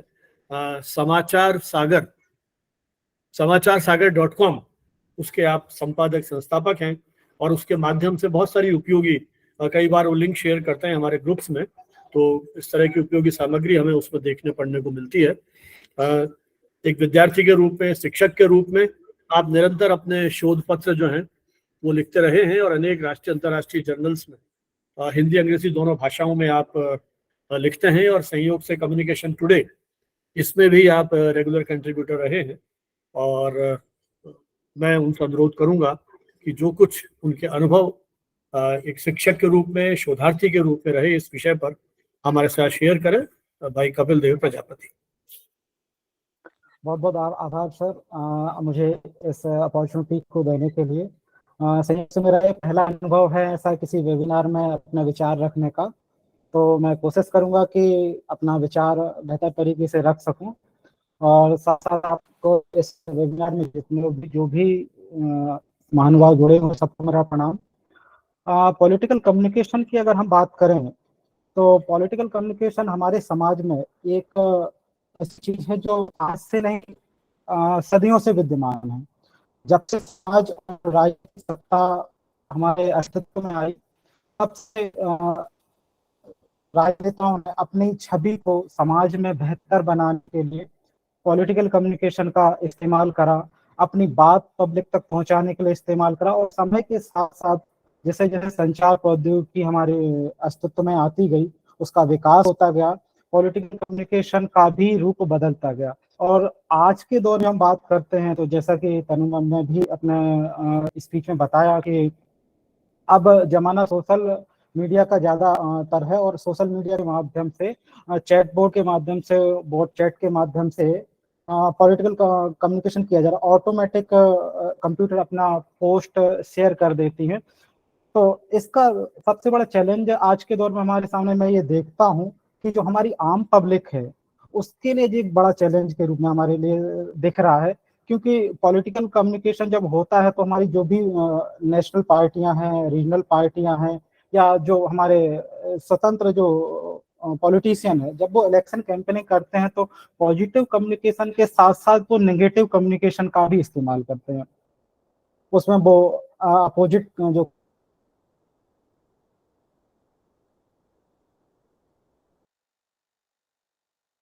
कंटेंट प्रोड्यूस करके उसको अपलोड करने का काम करते हैं, वो भी फेक प्लेटफॉर्म तैयार करके, फेक फेसबुक पेजेस तैयार करके, दूसरे व्हाट्सएप ग्रुप का इस्तेमाल करके ये सारा कंटेंट पब्लिश करने का काम करते हैं। तो ये सबसे बड़ा हमारे आज के दौर में चैलेंज भरा काम है कि आम पब्लिक को इसके लिए कैसे अवेयर कराया जाए।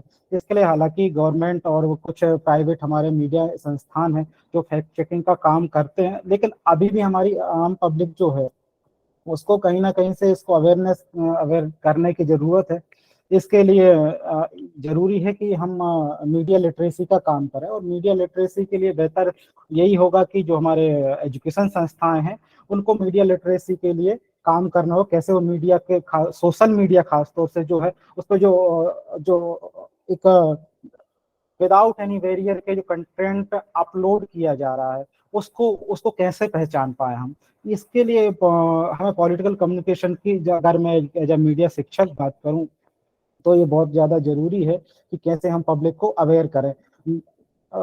और अगर हम मीडिया पे जो डिजिटल एज में जो है हमारा, इस पे जो कंटेंट आज के दौर में हमें मिल रहा है, इसमें कई प्रकार का कंटेंट हमारी पार्टियां अपलोड करती हैं।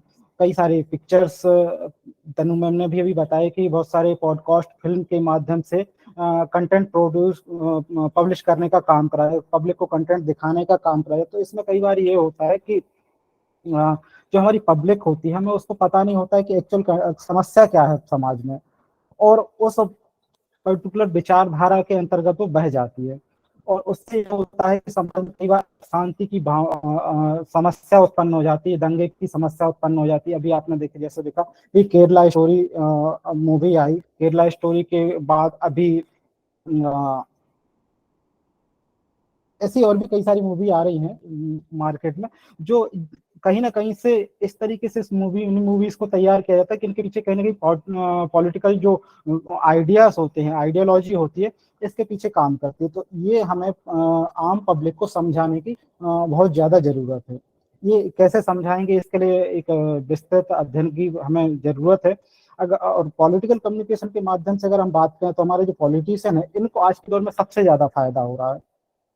इसका फायदा ये हो रहा है कि जो भी पॉलिटिशियन है या जो भी पॉलिटिकल पार्टी है, जो अगर सोशल मीडिया पे इसने अपना अस्तित्व बनाया हुआ है, इसने अपनी पकड़ मजबूत बनाई हुई है, तो उसको इसका सबसे ज्यादा फायदा हो रहा है।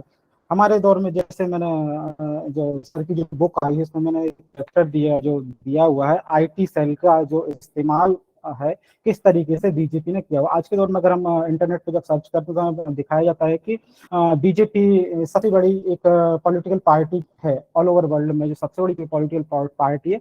और उसके जब हम सोशल मीडिया हैंडल्स का रिव्यू करते हैं तो हम देखते हैं चाहे ट्विटर हो, फेसबुक हो, इंस्टाग्राम हो, या इंडिया में इंडियन ट्विटर जिसको हम बोलते हैं कू ऐप है, या लिंक्डइन है, इनके अलावा और भी कई सोशल मीडिया प्लेटफॉर्म है, पिंटरेस्ट है, रेडिट है, इन सब पे इसकी काफी अच्छी पकड़ मौजूद। लेकिन अदर पार्टीज की हम देखते हैं तो कहीं ना कहीं से वो लैग करती हैं।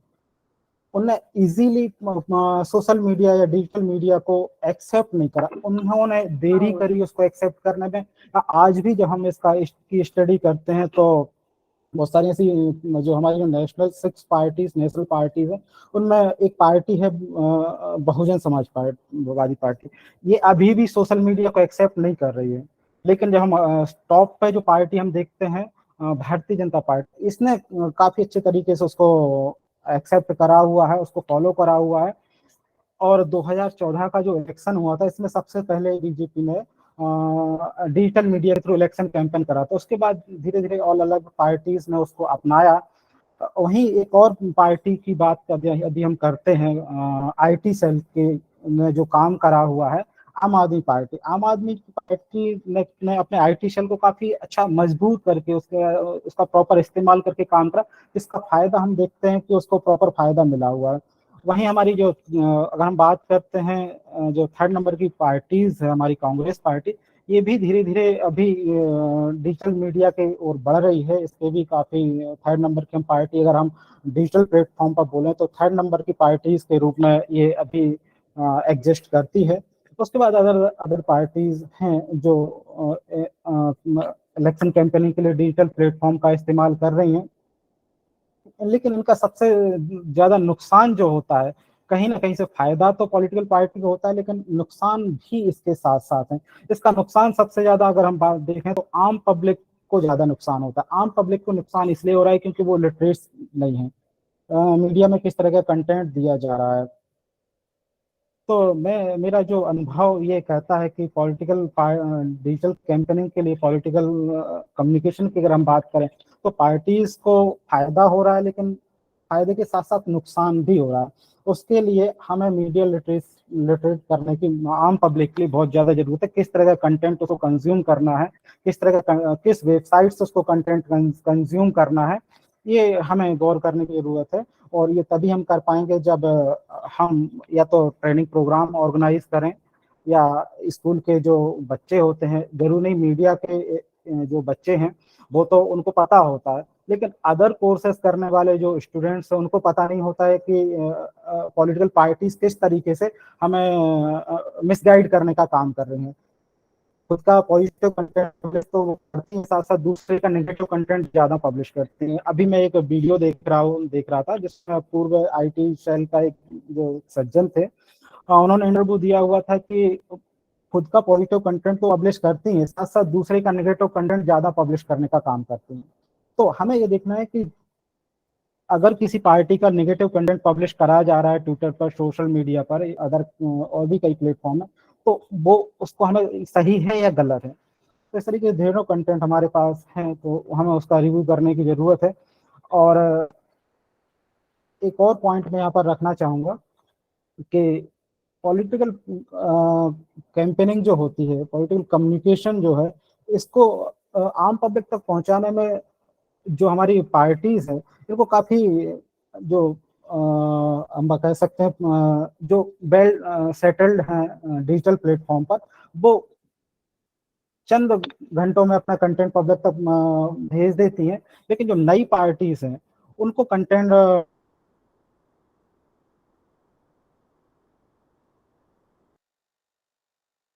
अपना प्लेटफॉर्म बना सकती हैं, बना पाती हैं। तो जो भी पार्टी या अपना जो कम्युनिकेशन, पॉलिटिकल कम्युनिकेशन करना चाहते हैं, तो उनको जरूरी है कि आम पब्लिक तक पहुंचने के लिए सोशल मीडिया प्लेटफॉर्म पर अपना अकाउंट बनाना बहुत ज़्यादा जरूरी है। इसके लिए कई सारी कंपनियां काम कर रही हैं प्राइवेट सेक्टर में, वो उनकी हेल्प ले सकते हैं। साथ साथ इन्फ्लुएंसर, सोशल मीडिया इन्फ्लुएंसर, उनकी हेल्प ले सकते हैं। इस तरीके से वो अपना काम कर सकते हैं। इसके साथ मैं और भी कई सारे पॉइंट्स हैं जो मैं रखना चाहूँगा कि जो अभी हमारा जो पॉलिटिकल कम्युनिकेशन अगर जो एग्जिस्ट कर रहा है, शुरुआती दौर में जो हमारा पॉलिटिकल कम्युनिकेशन था, नेशनल इंटरनेशनल अगर हम बात करें, तो नेहरूवियन एक आइडियोलॉजी थी, उस पर बेस्ड था। उस दौर में इस तरीके से कम्युनिकेशन किया जाता था कि जो हमारी जो अदर पार्टीज हैं, अदर कंट्रीज हैं, वो सब राष्ट्र के डेवलपमेंट के लिए काम कर रहे हैं। लेकिन धीरे धीरे सब जो भी कॉन्ट्राडिक्ट होता था या कोई विवाद होता था, उसको बैठ के हल करने का काम करते थे। लेकिन धीरे धीरे आइडियोलॉजी चेंज हुई, और आज के दौर में आइडियोलॉजी ये है कि जो पॉलिटिकल कम्युनिकेशन होता है, जो हमारी जो सत्तारूढ़ पार्टियां हैं, ये अपने अपोजिट पार्टीज को उसमें कंट्रीब्यूट करने का काम नहीं करती हैं, उसके प्रति नेगेटिव कंटेंट प्रोड्यूस करने का काम करते हैं, जो कहीं ना कहीं से हमारे लिए नुकसानदायक होता है। तो इसके साथ ही मैं अपनी बात को खत्म करता हूँ। धन्यवाद। चलिए, बहुत बहुत धन्यवाद कपिल जी। राजनीतिक दलों के लाभ हानि के उस गणित के बीच में किस तरह से हम सोशल मीडिया के माध्यम से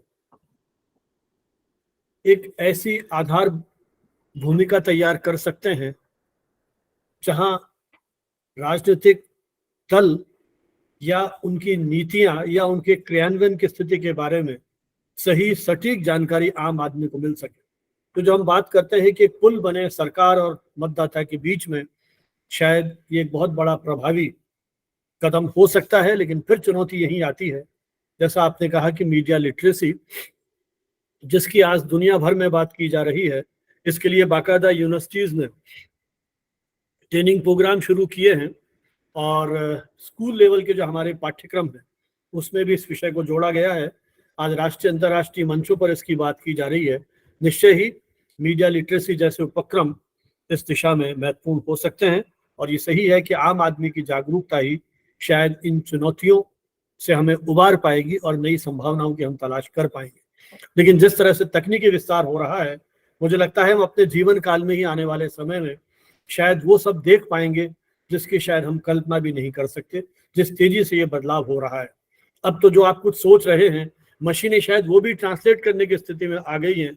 आज ही दैनिक भास्कर ने बड़ी खबर छापी है कि किस तरह से वो वायरस आपके फोन में प्रवेश करा दिया जा रहा है किसी भी ऐप के माध्यम से, और वो आपके मोबाइल के हर चीज को कहीं ना कहीं ट्रेस कर रहा है और जो उनका सर्वर है वहां तक पहुंचा रहा है, और किस तरह से वो तथ्यों को ट्विस्ट कर सकता है। तो मुझे लग रहा है खतरे भी बहुत हैं लेकिन संभावनाएं भी बहुत हैं, और ये शायद व्यक्ति की मनश्चेतना है, उसकी स्वयं की क्षमता है कि वो किस तरह से इन चुनौतियों से निपट पाएगा। जैसा मैंने कहा कि हमारे साथ अभी एक प्रधान जी और हैं, उन्होंने भी ये कहा है कि वो इस विषय पर शोध करना चाहते हैं, तो उनके प्रश्न को हम बाद में लेंगे हमारे विशेषज्ञों से। लेकिन यदि अरविंदम जी मेरी बात सुन रहे हो और हमारे साथ अभी उपस्थित हैं, तो मैं चाहूंगा कि चूंकि उन्होंने इस विषय पर भी पीएचडी किया है तो थोड़ा बहुत अपना अनुभव हमारे साथ शेयर करें। अरविंदम गुप्ता जी, असम ट्रिब्यून, गुवाहाटी। नमस्कार सर, मेरी बात सुनी जा रही है? हाँ जी, बिल्कुल आ रही है आवाज। नमस्कार सर, पहले तो बहुत बहुत धन्यवाद आपको इस प्लेटफॉर्म में मुझे शामिल करने का मौका देने के लिए। और सभी मेरे शिक्षक स्थानीय सभी और मेरे जो यहाँ फेलो रिसर्च स्कॉलर्स हैं सभी को मेरा नमस्कार। मेरे गाइड कम मेंटर, मेरे टीचर अल्फरेद सर यहाँ हैं और बाकी सभी शिक्षक जन यहाँ हैं। बनावट सर, आप तो मतलब you have been our inspiration. मैं आपको यूनिवर्सिटी के दिनों से देखता आ रहा हूँ, जब भी आप आते थे बहुत कुछ सीखने को मिलता है आपसे। यहाँ कपिल सर ने एक बहुत ही इंटरेस्टिंग बात बोला था, मीडिया लिटरेसी। तो इसमें मैं बताना चाहूंगा, मेरे ही मित्र, मेरे ही फेलो स्कॉलर थे, अल्फ्रेड सर के अंदर ही उन्होंने पीएचडी किया है, डॉक्टर नीलकमल चंदा। उन्होंने अपना जो मीडिया लिटरेसी के ऊपर ही उन्होंने किया है। एनीवे, इंटरेस्टिंग है। मेरा जो एरिया ऑफ वर्क है, मैं पिछले 10 साल से असम ट्रिब्यून पेपर के साथ जुड़ा हुआ हूँ। उसके पहले मैंने टेलीग्राफ और तहलका में काम किया हुआ था। तो इन 10 सालों में रीजनल जर्नलिज्म के ऊपर मेरा बहुत सारा एक अनुभव हुआ है। और यहाँ कैसे अभी हाल ही में मणिपुर में जो हो रहा है, वो कॉन्फ्लिक्ट रिजोल्यूशन के तरीके हम देख रहे हैं। उसके पहले हमारे सिलचर से जो असम मिजोरम बॉर्डर है, वहाँ 2021 में हमारे यहाँ मिजोरम इंटर स्टेट क्लैश हुए थे, तो वहां भी कॉन्फ्लिक्ट इश्यूज थी। एनीवे, मेरा जो एरिया ऑफ इंटरेस्ट था, मैंने जो काम किया है वो था political communication, social media, Twitter studies के ऊपर काम किया। And honourable prime minister Narendra Modi ji का जो ट्विटर कम्युनिकेशन पैटर्न है, तो उन सब चीजों को जानने का मुझे मौका मिला। मेरे शोध अनुसंधान के समय में मैंने बहुत कुछ सीखा है और बहुत कुछ जाना है। तो मेरा जो पैटर्न था, जैसे सर ने पहले बताया था कि मैंने एक अलग तरीके का एल्गोरिदम यूज किया था, उसको FN टेक्स्ट 165, उसके डिफरेंट वेरिएशंस हैं, 165, 22, ये अपग्रेडेड होते रहते हैं। तो वो सेंटिमेंट एनालिसिस को करने में सहायता करती है। जैसे कोई भी ऐप पकड़ लीजिए, जैसे उन्होंने एक ट्वीट किया था, इंडिया हैज वोन, भारत की जीत। जो जिस दिन इलेक्शन रिजल्ट्स आई थी, तो वो ट्वीट आई थी और 16th of May 2014 को आई थी वो। तो उसको गोल्डन ट्वीट का दर्जा दिया गया था, क्योंकि वो बहुत 3.9 मैं जिस समय तक स्टडी कर रहा था, 2 साल का स्टडी था, पहले मैंने देखा हुआ था कि किस तरह से ऑनरेबल प्राइम मिनिस्टर जो अपना कैंडिडेचर प्रेजेंट कर रहे थे, तो वो किस तरह से लोगों तक पहुंच रहे थे सोशल मीडिया और खास करके ट्विटर के माध्यम से। और दूसरा मेरा पीरियड था स्टडी करने का कि after he becomes the prime minister, assuming power on 26th of May in 2014, till एक साल के बाद 25 ऑफ मई 2015 उस समय का एक स्टडी था। लेकिन मैंने जिस विषय पे थोड़ा सा गौर किया था वो था उसका जो पैराडाइम है, जिसको देखने का समझने का जो थियोरेटिकल फ्रेमवर्क है, वो था एक्टर नेटवर्क थ्योरी। मतलब how humans and non human actors का जो एक ब्लेंडिंग होता है। जैसे मैं कुछ मैसेज दे रहा हूं, किस माध्यम से the network becomes the actor, that assumes the importance of the actor more than the actor himself. जो वॉन ब्रूनो लटोर और माइकल कैलोन, जो फ्रेंच सोसाइटी साइंटिस्ट हैं, उन्होंने इसका इजाद किया था। उसके बाद से सेंटिमेंट स्टडी और नॉन ह्यूमन एक्टर्स का जो एक औदा है वो बढ़ जाता है जैसे जैसे हम इस स्टडी को करते जाते हैं। उस तरीके से मैंने बहुत कुछ जानने का कोशिश किया था कि मतलब इंडिविजुअल और जो टेक्नोलॉजी है उसका जो एक ब्रिज है वो कैसे फिलअप होता है। And you know all this non human actors, जैसे तनु मैम ने बॉट्स का बात किया है, so you know it can be anything. हाँ, जैसे you know to encode and decode, this is the process. Like हमने investigation of the social and technological terms as actants के बारे में हमने जाना है। जैसे कोई भी ट्वीट आता है उसको माना लिया जाता है कि यही मानसिकता है जो लोगों में विस्तार होती जाती है, दी प्रोपागेशन। एंड उसमें और भी सारी चीजों को परखने का मौका मिला था। जैसे मैं दो चीज यहाँ शेयर करना चाहूंगा। Personalisation of politics. पहले के जमाने में जैसे पकड़ लीजिए 2014 से पहले जो इलेक्शन रैलीज होती थी वो ग्राउंड में होती थी, बड़े बड़े विशाल विशाल रैलीज होते थे, लाखों लोग वहां जाते थे। लेकिन आजकल जो रैलीज होती है वो मोर इन दी डिजिटल स्पेस होती हैं, जहां जैसे आपने अभी बताया कि पहले इस तरीके का सेमिनार में काफी कम पार्टिसिपेंट्स का जुड़ने का मौका मिलता था। लेकिन मैं आज बारिश के चलते सिलचर में बैठ के इस सारे देश के सबके साथ में जुड़ने का मौका मिल रहा है। इसी तरह से जो पावर सोशल मीडिया ने दिया है हमें, उसका हम अगर सुचारू रूप से चिंतन करें तो यही मिलता है कि हमें और ज्यादा पार्टिसिपेशन का मौका मिलता है। तनु मैम ने एक बात बताया था कि inclusiveness of individual in the governance policies. तो एक और चीज हमको जानने को मिला, that the rhetorics that the politicians use versus the policy decisions which need to be taken up for the mass welfare, वो सब भी परखने का हमको मौका मिला था इस स्टडी के दौरान, ताकि ट्वीट्स के जरिए हम क्या समझ पाए कि ये पॉलिसी डिसीजंस के बारे में कितना कहा जा रहा है या क्या कितना रिटोरिक्स है जो होता है। और जो मैंने कहा था पर्सनलाइजेशन ऑफ पॉलिटिक्स, कि हम हर किसी उत्सव में, हर किसी के जन्मदिन में, हर किसी के त्योहार में हम विश करते हैं एज पॉलिटिशियंस। आजकल सभी करते हैं कि हम अपने सहकर्मियों को करते हैं, देशवासियों को करते हैं, अंतरराष्ट्रीय तौर पे भी करते हैं।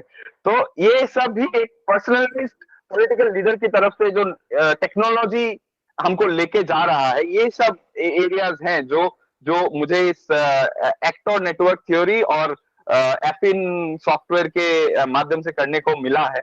और सच मानिए ये एक बहुत ही एक एनलाइटनिंग एक्सपीरियंस था मेरे लिए कि हमारे देश के पॉलिटिशियंस किस भाषा में, उनका जो एक सेमियोटिक प्रेजेंटेशन ऑफ टेक्स्ट है इन ट्विटर, वो एक बहुत ही रोचक विषय था मेरे लिए जानने का कि कितने सारे पॉजिटिव मैसेजेस हैं। अभी कपिल सर ने नेगेटिव एस्पेक्ट्स के बारे में भी बात की थी, या मतलब हम किस भाषा में लोगों को समझा सकते हैं, किस त्वरित गति में हम समझा सकते हैं, क्योंकि सोशल मीडिया का जो रीच आउट है वो मतलब it spreads faster than fire, कि कुछ हुआ नहीं।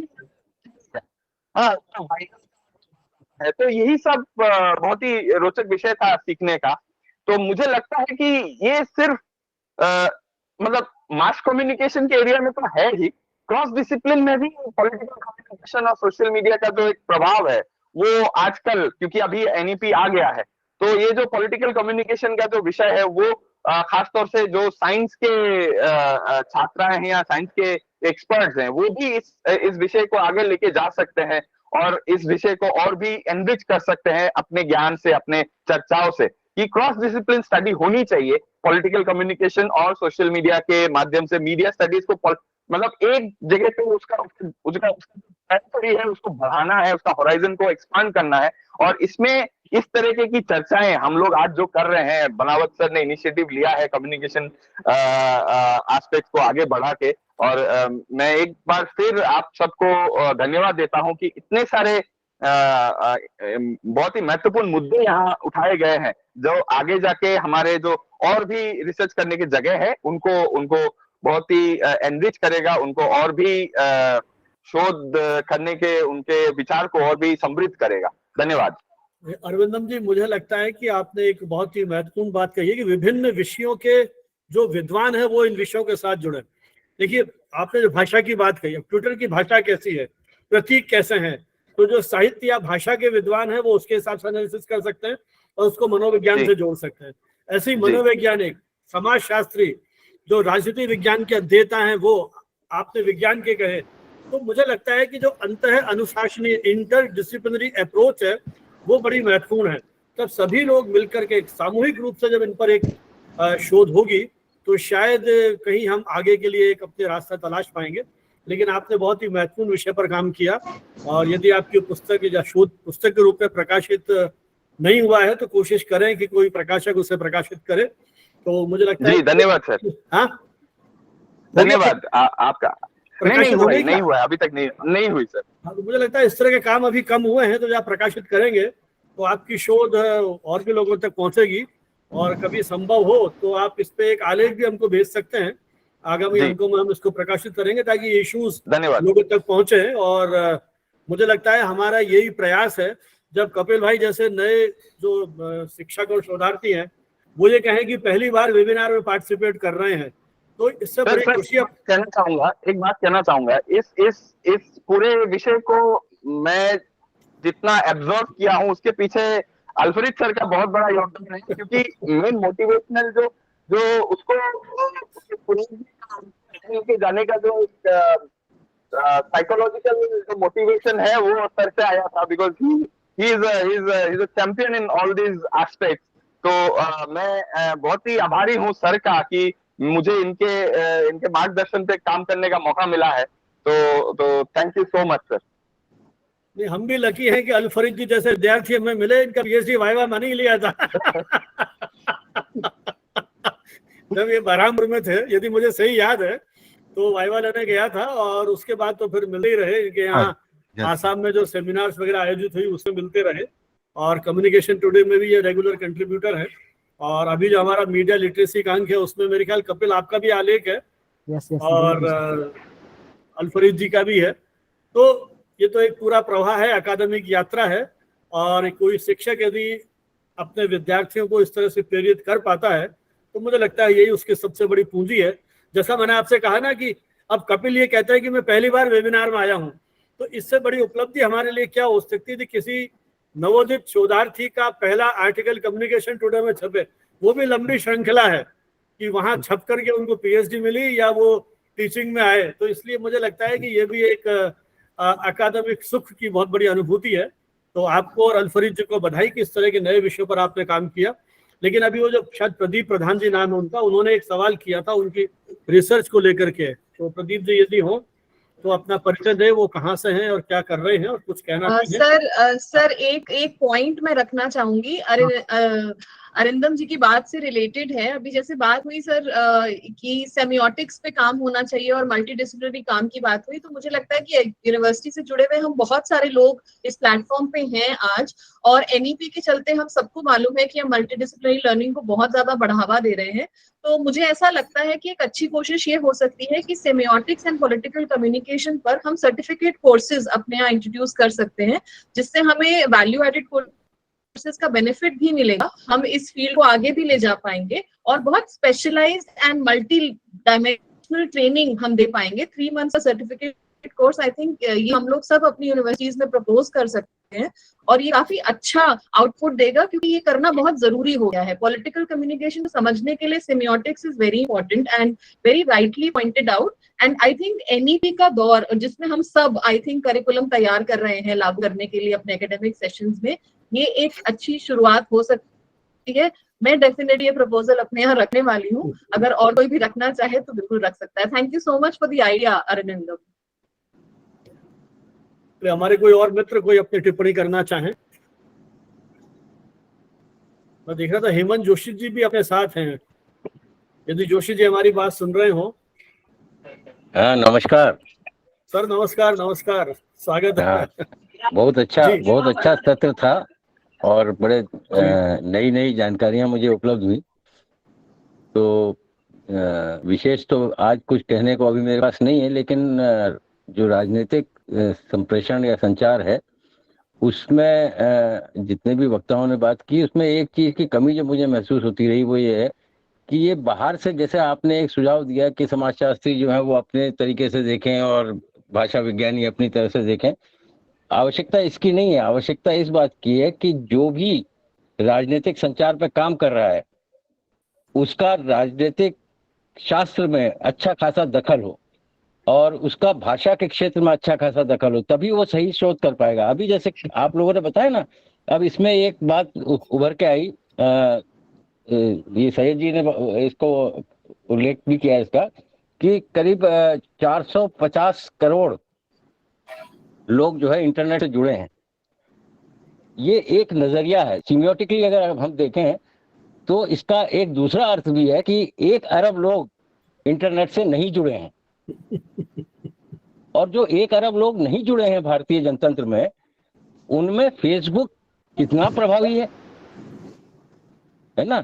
ये तो हम पुराने जो अमेरिका के जो इलेक्शन कैंपेन वाले जो संचार सिद्धांत बने थे सारे, वहां पर पहुंच गए कि हमको अभी भी जो है एक बीच में मीडिएटर चाहिए, ऐसा जो कि पढ़ा लिखा अनपढ़, जिसको कि व्हाट्सएप से बहुत सारी चीजें फीड कर दी जाए, फिर वो जनता में जाके उनको बकबक करता रहे, है ना। तो ये हमारी जनतंत्र की जो सबसे बड़ी कमजोरी है वो ये है कि हम जो निचले तबके का, जिसको गांधी जी भी कहते थे अंतिम पंक्ति के व्यक्ति तक चीजों को पहुंचाना, वो हम नहीं कर रहे हैं। और हमारा पूरा जो शैक्षिक समाज है वो अमेरिका से प्रभावित जो नई टेक्नोलॉजी आ रही है उसके अध्ययन में, उसको मीडिया स्टडीज कह रहा था पहले, अब उसको पॉलिटिकल स्टडीज कह रहा है। पॉलिटिकल कम्युनिकेशन की स्टडीज में जो इलेक्ट्रॉनिक मीडिया है या डिजिटल मीडिया है, उसका जो प्रतिशत है हमारे यहाँ, उसको आप देखिए। एक उड़ता सा एक हम लोगों ने एक बीच में बात कही कि जो फार्मर्स प्रोटेस्ट है ना, तो ये फार्मर्स प्रोटेस्ट और जो भारत जोड़ो यात्रा, ये सारी चीजें क्या हैं? ये इंटरनेट विरोधी है एक तरह से देखा जाए, क्योंकि इंटरनेट का जो वर्चुअल एक समाज में हम बनाने की चेष्टा कर रहे हैं, उस समाज से तब तक हम नहीं लड़ सकते जब तक हम आम आदमी से जाके नहीं मिले। और जो किसान है वो केवल फेसबुक और इंस्टाग्राम देखकर नहीं वहां भीड़ इकट्ठी कर रहे हैं, क्योंकि उनके हित हैं, उनके राजनीतिक हितों के ऊपर आक्रमण हो रहा है ना। जीएसटी की बात हो चाहे किसी और चीज की बात हो, वो मिनिमम प्राइस की बात हो, तो एमएसपी, तो इन सब चीजों पर जब उनके ऊपर आघात होता है तब वो इकट्ठे होते हैं। और वो इकट्ठे इसलिए नहीं होते कि उनको इंस्टाग्राम से कुछ मैसेजेस दिए गए हैं। दूसरा ये है कि एक बड़ा सरलीकरण हम कर लेते हैं कि पॉलिटिकल कम्युनिकेशन को हम सरकारी सूचनाओं का आम जनता तक पहुंचना मान लेते हैं, और ये मान लेते हैं कि जो अगर किसी एक यात्री ने शिकायत कर दी रेल की गलतियों के बारे में, तो तुरंत एक्शन हो गया। इसका मतलब वो जनता जो है सरकार से जुड़ गई। जनता नहीं जुड़ी। 4, 5, 10, 20, 25 कितने, हजार, 1 लाख कह लीजिए, 1 लाख लोगों ने अगर सरकार से जुड़ के अपने कुछ काम करवा लिए, इसको हम ये नहीं कह सकते कि जनता जो है वो सरकार से जुड़ गई है और सरकार जनता के प्रति संवेदनशील हो गई है। वरना अगर ऐसा होता तो सिलेंडर आज 1100 रुपए में नहीं बिक रहा होता, है ना। तो सरकार, अच्छा, फिर दूसरा जो प्रोपेगेंडा, मिस इन्फॉर्मेशन, डिसइन्फॉर्मेशन आदि की बातें हैं, इनको अगर आप देखें तो ये सब पॉलिटिकल कम्युनिकेशन के हिस्से हैं। ये कोई, आप इसमें मीडिया लिटरेसी की बात करेंगे, मीडिया लिटरेसी क्या करेगी भाई? ये प्रोपेगेंडा के तरीके हैं, फेक न्यूज है। और एक नया शब्द, एक शब्द जो नहीं आया इसमें, वो पोस्ट ट्रुथ है ना। ब्रेक्सिट का पूरा चुनाव जो है वो पोस्ट ट्रुथ पे लड़ लिया गया। तो ये जो हिस्से हैं इनके ऊपर ज्यादा गंभीरता से टेक्नोलॉजी पे ज्यादा, अगर आप टेक्नोलॉजी पे ज्यादा ध्यान देने लगेंगे तो आप पॉलिटिकल संचार से विमुख हो जाएंगे। आवश्यकता इस बात की कि पॉलिटिकल संचार जब हम पढ़ रहे हैं तो पॉलिटिकल संचार पढ़ें और उसके अंदर की सीमियोटिक्स देखें, उसके अंदर का समाजशास्त्र देखें और उसमें टेक्नोलॉजी का कितना योगदान है उसको भी देखें। ये मैं नहीं कहता कि उसको न देखिए, क्योंकि बिना टेक्नोलॉजी के कुछ नहीं हो रहा है। लेकिन आज भी जो हमारे देश में जो अगर हम वर्चुअल रियलिटी, वर्चुअल पॉलिटिक्स, एक शब्द आप लोगों में से किसी ने इस्तेमाल किया, डिजिटल डेमोक्रेसी। तो डिजिटल डेमोक्रेसी तो ये है कि जिसको चाहो जिताओ, है ना। तो आम आदमी की आवाज को दबाने के नए तरीके अगर आप खोज के डिजिटल डेमोक्रेसी की बात करने लगे तो ये ठीक नहीं है। मुझे लगता है कि लोकतंत्र की बात की जाए जिसमें लोगों की भागीदारी हो। ये जो दृष्टियां हैं ये धीरे धीरे हटती जा रही हैं हमारे जनसंचार के दायरे से, मेरा ऐसा कहना है। आप लोगों ने अच्छा काम किया है और मैं उसकी आलोचना नहीं कर रहा हूँ, पर मैं केवल कुछ नई चीजें जोड़ने की कोशिश कर रहा हूँ इसमें, कि जब तक आप इसको और गंभीरता से नहीं सोचेंगे, जब तक आप आइडियोलॉजी, अभी हमारे जो एक साथी खंडवा वाले जो मित्र हैं हमारे, उन्होंने आइडियोलॉजी का जिस तरह से वर्णन किया और जैसे उन्होंने एक नेहरूवियन मॉडल की भी बात कर दी, तो ये हवा में उड़ते हुए संदर्भ नहीं देखने चाहिए। आइडियोलॉजी को फिर आप या तो गंभीरता से समझिए कि आइडियोलॉजी क्या है, और अगर आप नेहरूवियन वर्सेस अदर्स का कोई मॉडल लाना चाहते हैं तो उसको भी फिर गंभीरता से समझिए। तो उसमें उन्होंने अच्छी बात कही वैसे कि पहले ये है कि संवाद होता था, एक आदमी निर्णय नहीं लेता था, है ना। तो कुछ अच्छी बातें भी हैं उसमें, लेकिन फिर भी मुझे लगता है भले ही वो मेरे पक्ष में हो या मेरे से विपरीत हो, उससे ये आधार नहीं है। आधार ये है कि अगर हम किसी चीज की बात कर रहे हैं तो उसकी पूरी गंभीरता से उसके अंदर का शोध निकाल कर फिर हम लेकर आए, तो इससे हम लोगों के संचार के क्षेत्र में और राजनीतिक संचार की जिसकी हम चर्चा कर रहे थे आज, उसमें कुछ नई दृष्टियां और नयापन आ सकेगा। वरना जो है या तो इलेक्शन कम्युनिकेशन होता है और या फिर जो है टेक्नोलॉजी कम्युनिकेशन हो गया। अब दो ही चीजों के बीच में जनसंचार में राजनीतिक संचार झूल रहा है। आवश्यकता इसकी है कि इसको उसका असली स्थान दिया जाए, क्योंकि वो सबसे महत्वपूर्ण संचार किसी भी समाज में अगर है तो वो राजनीतिक संचार है। तो ये मेरे कुछ अपने ख्याल थे जो इस आपकी बातों से निकल के आए, और आप लोगों का काम बहुत अच्छा है। मैं पुस्तक को पढ़ना चाहूंगा, देखूंगा उसको आप लोगों ने क्या क्या काम किया है। वैसे जो आपने बताया वो बहुत महत्वपूर्ण है, अच्छा है वो। धन्यवाद। चलिए, बहुत बहुत धन्यवाद साहब इस पक्ष की ओर ध्यान आकृष्ट करने के लिए। हमारे साथ भारतीय प्रशासनिक सेवाओं के पूर्व अधिकारी श्री राजेंद्र भानावत जी भी हैं, जिनका लंबा प्रशासनिक अनुभव है, वो भी कुछ कहना चाहते हैं। सर। मैं काफी कुछ तो जो मैंने कहना चाह रहा था, अभी जो मैं सुन रहा था प्रोफेसर हेमंत जोशी को, उन्होंने काफी कुछ तो वो बात कह दी है। देखिए, हमने क्या हुआ है संजीव जी कि हमने सोशल मीडिया को एक जो माध्यम था उसको साध्य मान लिया है। साध्य नहीं है, ये बहुत गलतफहमी है लोगों को कि it is not an and, it could be one of the means.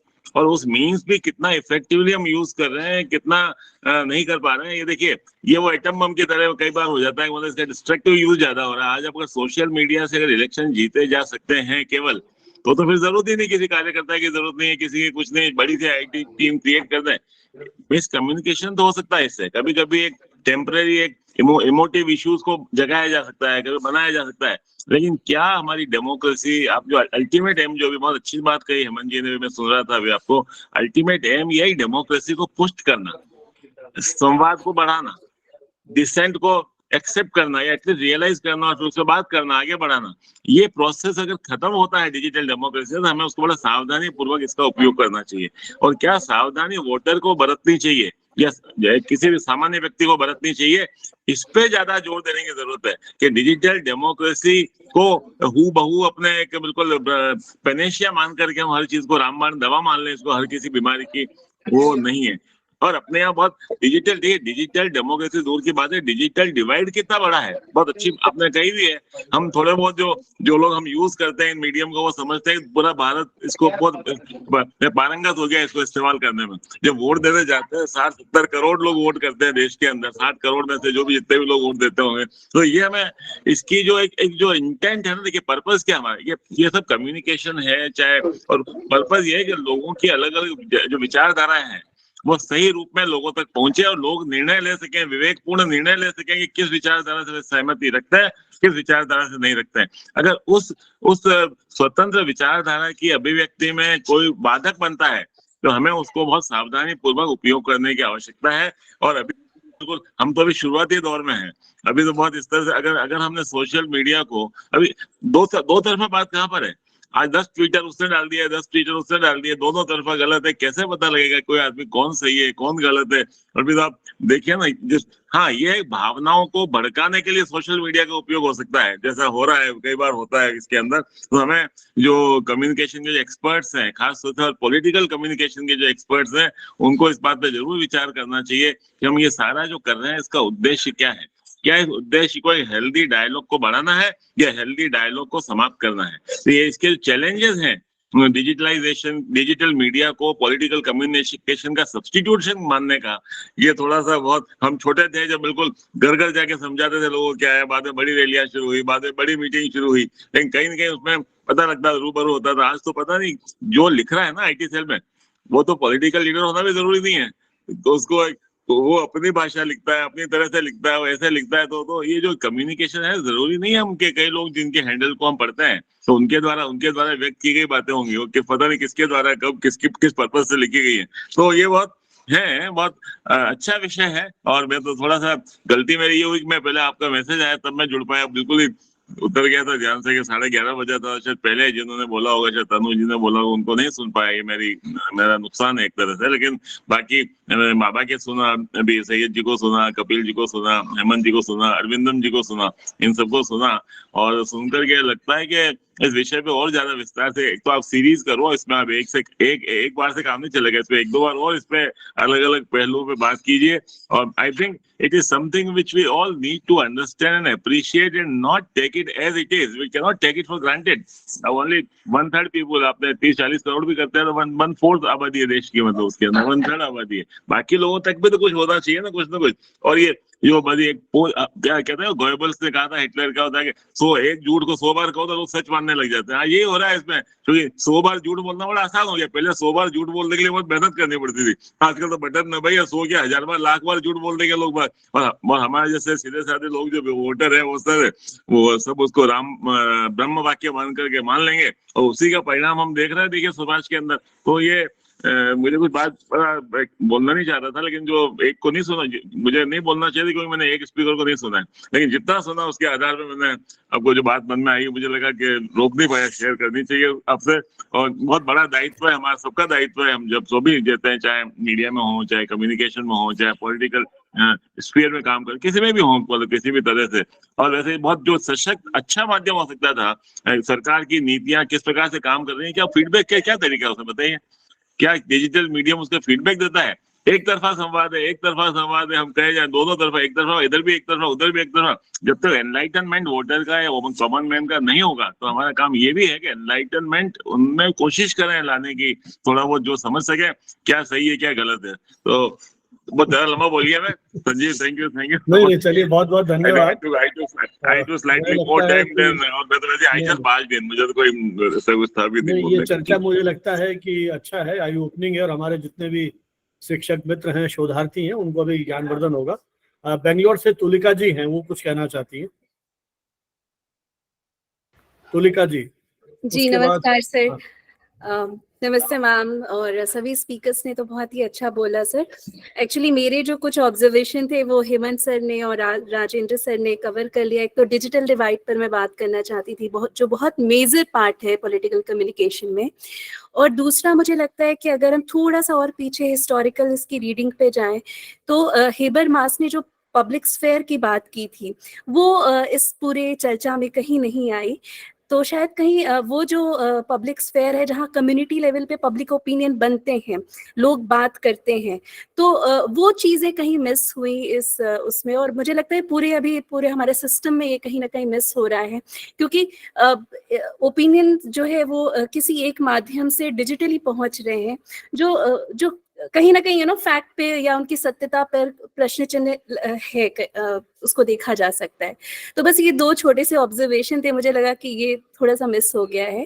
That's it sir, thank you so much. Thank you very much. Lal Bahadur Ojha ji, Makhanlal Chaturvedi university Bhopal. जी सर, नमस्कार सभी को। हाँ ओझा साहब, अभी जो एक तो वीडियो ऑन करो ना, रिकॉर्डिंग भी हो रही है। कई बार चेहरा रिकॉर्डिंग लायक नहीं होता। चलिए फिर भी एक तो जोशी जी को और श्री भानावत जी को बहुत धन्यवाद। उन्होंने, उनकी बातचीत से ये पूरी चर्चा जो है एक बहुत ही संतुलित हो गई। मैं तुलिका जी ने एक बात कही, उससे उस पर एक छोटी सी टिप्पणी करके फिर मैं अपना प्रश्न रखना चाहूँगा। अगर समय होगा तो अल फरीद साहब और तनु जी उस पर कर सकती हैं। एक तो जो हेबरमास ने पब्लिक स्फीयर की जब बात कही थी तो उनमें एक ये सद्भावना जैसी थी कि समाज जो है बहुत बराबरी का है और सब लोगों को चर्चा करने का बराबर मौका मिला।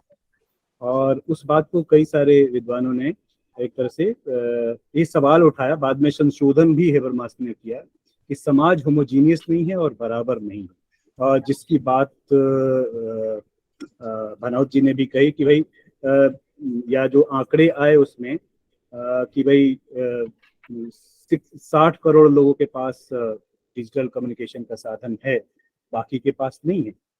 तो ये इसमें तो बराबरी की बात नहीं हो सकती। ये जो डिजिटल स्फीयर बन रहा है एक तरह से, उसमें तो वही लोग इम्पोर्टेंट हो जाते हैं, उनकी ही बात, उनके विचार ही इम्पोर्टेंट हो जाते हैं जो उस टेक्नोलॉजी को अपना रहे हैं या जो टेक्नोलॉजी उनके पास है। इसलिए डिजिटल डिवाइड वाली समस्या अभी भी रहती है। मैं ये जानना चाहता था कि क्या एक 2014 के इलेक्शन के बाद से भारतीय राजनीति में, पॉलिटिकल कम्युनिकेशन में एक पीके फैक्टर आया और पीके फैक्टर के बाद से ही ये हो गया कि भाई आप तो डिजिटल संभालो, नहीं तो फिर ये संभलने वाला नहीं है।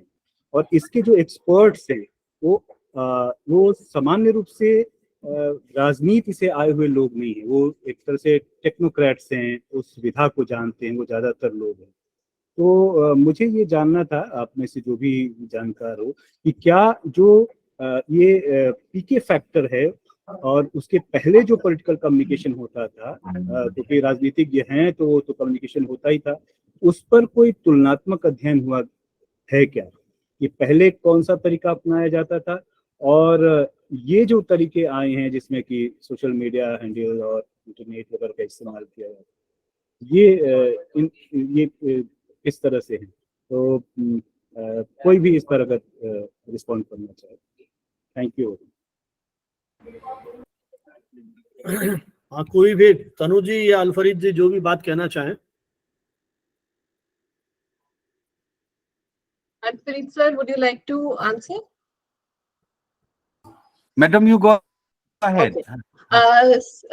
सर आपने बहुत ही वैलिड पॉइंट यहाँ पर रेज किया है। डेफिनेटली जैसा मैंने अपने डिस्कशन में कहा भी था कि जिस तरह से सोशल मीडिया का इस्तेमाल हो रहा था पॉलिटिकल कम्युनिकेशन में, वो काफी हद तक बदला है। और आपकी बात बिल्कुल सही है कि जो लोग सोशल मीडिया हैंडल्स को ऑपरेट कर रहे हैं वो पॉलिटिकल कम्युनिकेशन से कम और मार्केटिंग और सोशल मीडिया मैनेजमेंट से ज्यादा जुड़े हुए लोग हैं। और उनका एक ही उद्देश्य है जो डेफिनेटली प्रोफेसर हेमंत जोशी ने बहुत वैलिडली हाईलाइट किया है, इवन भानावत सर ने, राजेंद्र भानावत सर ने, कि उनका मेन पर्पस है मैक्सिमाइज करना मैसेजेस को, जो कि सही या गलत कुछ भी हो सकते हैं। तो प्रोपेगेंडा क्रिएट करना इनफैक्ट ज्यादा पोटेंशियल चीज हो गई है जिसके लिए सोशल मीडिया का इस्तेमाल किया जा रहा है।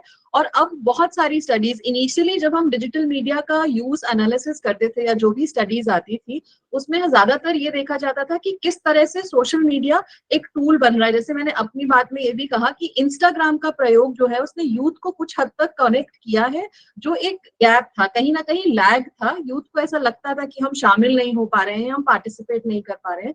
तो थोड़ा सा उस एंड से पार्टिसिपेशन बढ़ा है। और जैसे जैसे नए प्लेटफॉर्म्स आ रहे हैं, डेफिनेटली किस तरह से पॉलिटिकल कम्युनिकेशन उन पे जा रही है। जैसे मैंने अपने डिस्कशन में ओटीटी प्लेटफॉर्म्स और फिल्म्स का भी जिक्र किया, तो ये स्टडीज जो अब हो रही हैं वो काफी सारी ऐसी चीजों को इनकॉर्पोरेट कर रही हैं, और वो ये देख रही हैं कि किस तरह से डिजिटल मीडिया के नए प्लेटफॉर्म्स को पॉलिटिकल कम्युनिकेशन के लिए, और इनफैक्ट जैसे अभी अल्फरीद सर ने पॉइंट आउट भी किया, 3 बहुत पुराने कॉन्सेप्ट्स जिनको हम नई थ्योरीज तो नहीं कहेंगे, पर एजेंडा सेटिंग की बात अगर हम करें या फ्रेमिंग की बात हम करें, तो ये पॉलिटिकल कम्युनिकेशन की बहुत पुरानी थ्योरीज हैं जिनको हम डिजिटल कॉन्टेक्स्ट में रिविजिट कर रहे हैं।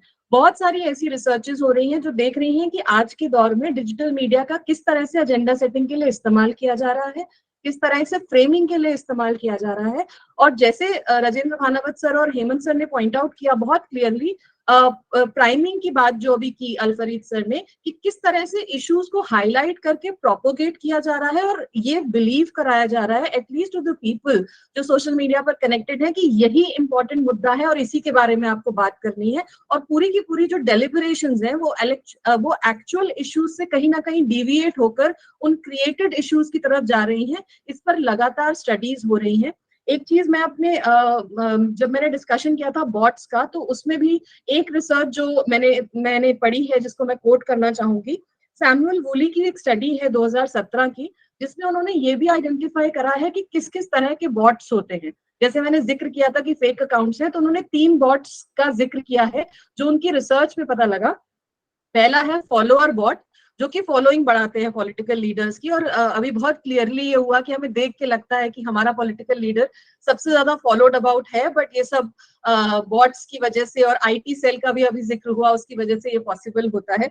दूसरा बैरिकेड बॉट्स, जो कि बैरिकेड करते हैं, दैट मीन्स वो कहीं ना कहीं जो कॉम्पिटिटर की स्ट्रैटेजीज है उसको डिसरप्ट करते हैं, आपको ही लाइमलाइट में रखने की कोशिश करते हैं, and all these are automated. तीसरा प्रोपेगेंडा बॉट्स, जो सबसे ज्यादा काम कर रहे हैं आज की डेट में। हम लोग एक सर ने बात की फिल्टर बबल की, तो एक कंफर्मेशन बायस की बात भी होती है कि जो बात हमें लगता है कि सच है हम उसे यकीन करते हैं। आज सोशल मीडिया की वजह से मुझे लगता है एक आइडियोलॉजिकल बायस भी क्रिएट हो गया है, और सोशल मीडिया कहीं ना कहीं उसको फ्यूल अप कर रहा है, नो डाउट अबाउट दैट। तो उस पर भी कई सारी स्टडीज हो रही हैं। So these are the changes LB Ojha ji जो मुझे दिख रही हैं रिसर्च में। ये कुछ एग्जांपल्स हैं जो मैं शेयर करना चाहती हूँ। If anybody of our speakers would like to add upon it, more than welcome. एक चीज संजय मैं बोलूंगी, टाइम हालांकि बहुत ज्यादा हो गया आपका, हाँ, इसमें नहीं, लेकिन नहीं, एक चीज बोलूं आपका, मतलब इसमें होना, मुझे लगता है डिजिटल पॉलिटिकल कम्युनिकेशन के कारण हम कम लोकतांत्रिक होते जा रहे हैं देश में। लोकतंत्र को बल्कि बढ़ावा देने के बजाय खतरा पैदा कर रहा है। मैं क्यों कह रहा हूँ ये बात कि पहले जो सभी लोगों की किसी की तरह भागीदारी होती थी शासन प्रशासन के अंदर, अब वो कुछ लोग तो हाशिए पे थे, पहले कुछ पहले ही हाशिए पे थे, कोशिश होती थी उनको लाने की, हाशिए से थे, अब तो बिल्कुल ही बाहर हो गए। तो अब ये जितना भी ये बल्कि उससे कई मामले हैं, 50 मामले में गिना सकते हो, कोई मौका लगेगा तो बता सकता हूँ इसके अंदर किस प्रकार से इस डिजिटल सिस्टम ने न केवल कम्युनिकेशन के पॉइंट ऑफ व्यू से, अदरवाइज भी कई सारी बातों में उनको बाहर कर दिया है। तो ये हम अब खाली क्या, मैंने लिखा भी अपने मैसेज के अंदर, क्या भारत अब 140 करोड़ लोगों का देश है, केवल 40 करोड़ लोगों का देश है? ये हमें तय करना पड़ेगा। अगर 140 करोड़ लोगों का देश है मतलब रहते हैं, तो क्या उनकी भागीदारी बिल्कुल नगण्य हो गई? हम गौण कर देंगे उनको, बिल्कुल हमारे डिस्कशन के पूरे बातचीत के डोमेन से बाहर हो जाएंगे वो। मतलब बड़ा सीरियस क्वेश्चन है, इस पे आप कभी और विचार करेंगे और कभी करेंगे कोई बातचीत इसमें, तो मुझे भी शामिल कर लीजिएगा उसके अंदर। अभी तो सर मैं एक चीज छोटी सी ऐड करना चाहूंगी। आपकी बात से मैं डेफिनेटली एग्री करती हूँ, बट मुझे लगता है कि इस चीज को भी एक्सप्लोर करने की जरूरत है कि बहुत सारे ऐसे लोग जिनकी बात सुनी ही नहीं जाती थी, उनको ऐसे रिप्रेजेंटेटिव्स मिल गए हैं, और उन रिप्रेजेंटेटिव्स की मदद से वो डिजिटल प्लेटफॉर्म पर उन मुद्दों को ला पा रहे हैं जो कि हाईलाइट हो पा रहे हैं कुछ हद तक। प्रपोर्शन बहुत कम है सर, मेरे ख्याल से शायद अगर हम इसको एनालिसिस करें तो हमें 2 या 3% ही ऐसे इंसिडेंट्स मिलेंगे। आप जो डेफिनेटली कोट कर रहे हैं वो इंसिडेंट्स कहीं ज्यादा हैं जहां मुद्दे से भटक रहे हैं और बहुत सारे लोगों का रिप्रेजेंटेशन नहीं हो पा रहा। लेकिन मुझे ऐसा लगता है कि कुछ एग्जाम्पल्स, बहुत कम बट ऐसे कुछ एग्जाम्पल्स हमें जरूर मिलेंगे जहां पर डिजिटल मीडिया के माध्यम से बहुत सारे ऐसे मुद्दे जो कि कहीं हाईलाइट नहीं हो पा रहे थे, आज क्योंकि हमारे लिए पॉसिबल है, आपके लिए पॉसिबल है कि आप उस कंटेंट को हाईलाइट कर पाएं और फिर उसको शेयरिंग के थ्रू, ट्वीट्स के थ्रू पॉपुलराइज कर पाएं। तो बहुत सारी ऐसी आवाजें जो बंद दरवाजों में थी, मुझे लगता है डिजिटल प्लेटफॉर्म की मदद से कहीं ना कहीं कुछ दरवाजे खटखटा पाई हैं, कुछ सॉल्यूशंस उसकी वजह से मिल पाए हैं, बहुत कम है। लेकिन मुझे लगता है सर इसको भी हमें नई लाइट में देखने की जरूरत है कि ये एक्टिविटीज या ये इस्तेमाल कैसे बढ़ाया जा सकता है, जिससे हम और लोगों को इससे जोड़ पाए और शायद कुछ मदद उनकी कर पाए। मतलब जस्ट अ पर्सपेक्टिव सर। नहीं तनु जी, आप जैसे लोगों की हजारों लाखों लोगों की जरूरत है, तब जाके होगा ये। मतलब ये क्या बहुत मतलब right thinking people using the social media platform highlighting the voice of the people who are on the margins, वो बहुत जरूरी है। एक ऐसे इन्फ्लुएंसर हैं सर, अकेला, वो दिलीप मंडल का नाम आपने सुना होगा। जी। और जहाँ तक ये है, हम लोग जानते हैं कि जो ऊना में कांड हुआ था, वो किसी मीडिया में नहीं आया था, और वो उसी वर्ग के मैंने डिजिटल जो एक तरह से लिटरेट लोग थे, उन्होंने सोशल मीडिया पर उठाया, तो उनका भी ओरिएंटेशन हो रहा है। तो इसलिए एकदम से निराशाजनक स्थिति नहीं है। इसमें सर मैं भी एक छोटी सी एलिमेंट ऐड करना चाहता हूँ। The situation in Manipur right now, Manipur has virtually been, blacked out by our national media, except for a one-off, news item here and there. Lekin it is these, social media stories that are coming out. That is actually, we are getting acquainted with the actual on the ground situation. So, there is one more community, they say the marginalized communities, the T community in Assam, for example. They do not get enough representation or coverage in our even regional media, the regional, Guwahati-based, channel. So what do? They speak out. They get a sense of, entitlement or empowerment through the voices that they can at least propagate through the social media, platforms. There's a long way to go. We are only 450 million internet users. There are 750 million still, they do not have internet connection. So it's a long way, but these are the small, और एक जो concept ओझा sir ने just कहा कि public sphere, there is this transition in the last 10, 15 years. We have seen the main news point, the talking points for the society at large has shifted from our television stations to the digital media conversations. So they are setting the agenda now, not the other way around, I think.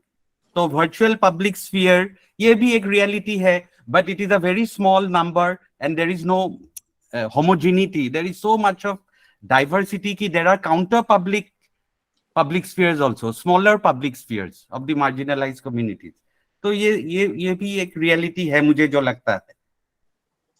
एक point sir मैं और example ही add करना चाहूंगी, जैसे अभी ओझा sir ने भी किया। मेरी अपनी एक स्टूडेंट है सर, गांव कनेक्शन में काम करती थी। गांव कनेक्शन एक बहुत ही प्रोमिनेंट पेपर है लखनऊ में जिसमें वो काम करती थी। लेकिन हम सबको पता है कि इस समय मीडिया किस तरह के पोलराइजेशन के दौर से गुजर रहा है। उसने वो क्विट की जॉब और अपना यूट्यूब चैनल शुरू किया, 1.5 साल हुआ उसको शुरू किया हुआ, और यूपी की महिलाओं की समस्याओं पे वो वीडियोस, ब्लॉग्स ये सब बना रही थी। उसने कई सारी सर फेलोशिप्स हासिल कर ली हैं, जिससे वो गांव की लड़कियों को ट्रेनिंग दे रही है फोटोग्राफी में, वीडियोग्राफी में, और उन्हीं में से सिलेक्ट कर रही है बच्चों को जो कि वहां की गांव की प्रॉब्लम्स को हाईलाइट करके उसके चैनल के थ्रू पॉपुलराइज करे। मिलियन तक अभी नहीं पहुंची पर कोशिश जारी है, मुझे उम्मीद है बहुत जल्दी पहुंच जाएगी। तो ये कुछ छोटी छोटी कोशिशें हैं सर जो मुझे लगता है कि की जा रही है, और इसकी वजह से कुछ एक ऐसे इश्यूज जो हाईलाइट, जैसे महिलाओं की समस्या, आई थिंक आज भी चाहे हम जितनी भी एम्पावरमेंट की बात कर लें, वो किसी भी कंसर्न में नहीं आती है गवर्नमेंट की, लेकिन अपने सिर्फ चैनल के माध्यम से सर वो हेल्थ और हाइजीन के लिए बहुत कुछ कर पाई है उन महिलाओं के लिए, जो बहुत बेसिक उनकी समस्याएं थी उनका सोल्यूशन प्राप्त कर पाई है, क्योंकि वो वॉइस हर्ड हुई और उनके लाइव टेलीकास्ट उसके चैनल पे दिख रहे थे, जिससे कि एक्शन लेना एक मजबूरी हो गई। और बहुत एनजीओस ने, बहुत सारी इंटरनेशनल ऑर्गेनाइजेशंस ने उसको सपोर्ट करना शुरू कर दिया है। इस समय शायद 3 फेलोशिप्स उसके पास हैं, जिसके अंडर वो अलग अलग एरियाज में वहां की वुमेन को एम्पावर कर रही है। तो मुझे सर, मैं अभी भी बहुत होपफुल हूँ कि काफी कुछ किया जा सकता है इस माध्यम के जरिए। उनका नाम नहीं, मैं पेसिमिस्टिक नहीं हूँ। मेरे बारे में गलत इंप्रेशन ये नहीं चला जाए कहीं पर। I am an eternal optimist. What I'm saying is we must take cognizance the reality. I'm an eternal optimist. I have always been an optimist. So kindly do not misunderstand me for being a pessimist or everything is lost. And I think the future lies in people like you who are trying to spread it further. Your student who did it in some place in UP. But how long is she allowed to continue with that? That is the major question. Yes sir, yes sir, agreed and thank you so much sir. Honestly आपके और Hemant sir के perspectives ने इस discussion को actually complete किया है. ये perspectives definitely छूटे थे और इस पे बात हुई, ये बहुत ही अच्छी है क्योंकि ये कंप्लीट किया इस पूरे डिस्कशन को. That is very very important. Thank you so much for the input sir. मुझे लगता है किसी भी चर्चा की सार्थकता इसी में है कि वो द्विपक्षीय हो और उसके बहुत सारे पक्षों पर कहीं विचार विमर्श हो. यही हमारे दिमाग की खिड़कियों को खोलता है और नई संभावनाओं को जन्म देगा. शोध की नई संभावनाएं निश्चित रूप से पनपेंगी. तो मुझे लगता है लगभग 2 घंटे का समय हो गया है, तो अब इस चर्चा को यहाँ विराम देना चाहिए. सबसे पहले तो आज के हमारे तीनों स्पीकर्स डॉक्टर तनु डांग, डॉक्टर अलफरीद हुसैन और कपिल देव प्रजापति, आपके प्रति आभार. और इस चर्चा में एक सार्थक सारगर्भित हस्तक्षेप के लिए आदरणीय प्रोफेसर हेमंत जोशी जी और राजेंद्र भानावत जी, साथ में तुलिका जी हमारे साथ हैं, लाल बहादुर जी ओझा और भी मित्रों ने जो अपनी टिप्पणियां की और इस विषय के कई पक्षों पर सोचने के लिए विवश किया, उनके प्रति विशेष आभार.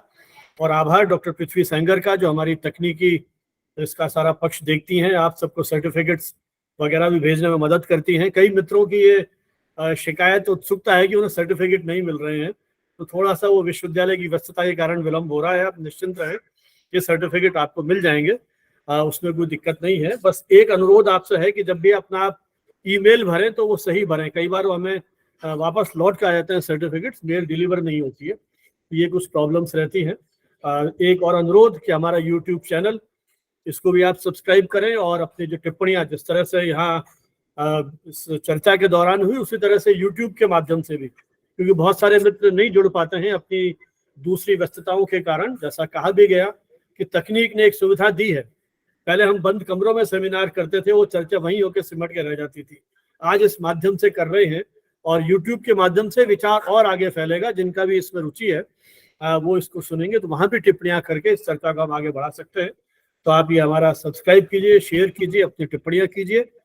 इन्हीं शब्दों के साथ अगली वेबिनार में फिर आपसे मिलेंगे, इसी उम्मीद में कि जिस तरह का आपका उत्साह में बना रहता है, क्योंकि आज की वेबिनार में मुझे काफी सपोर्ट मिला.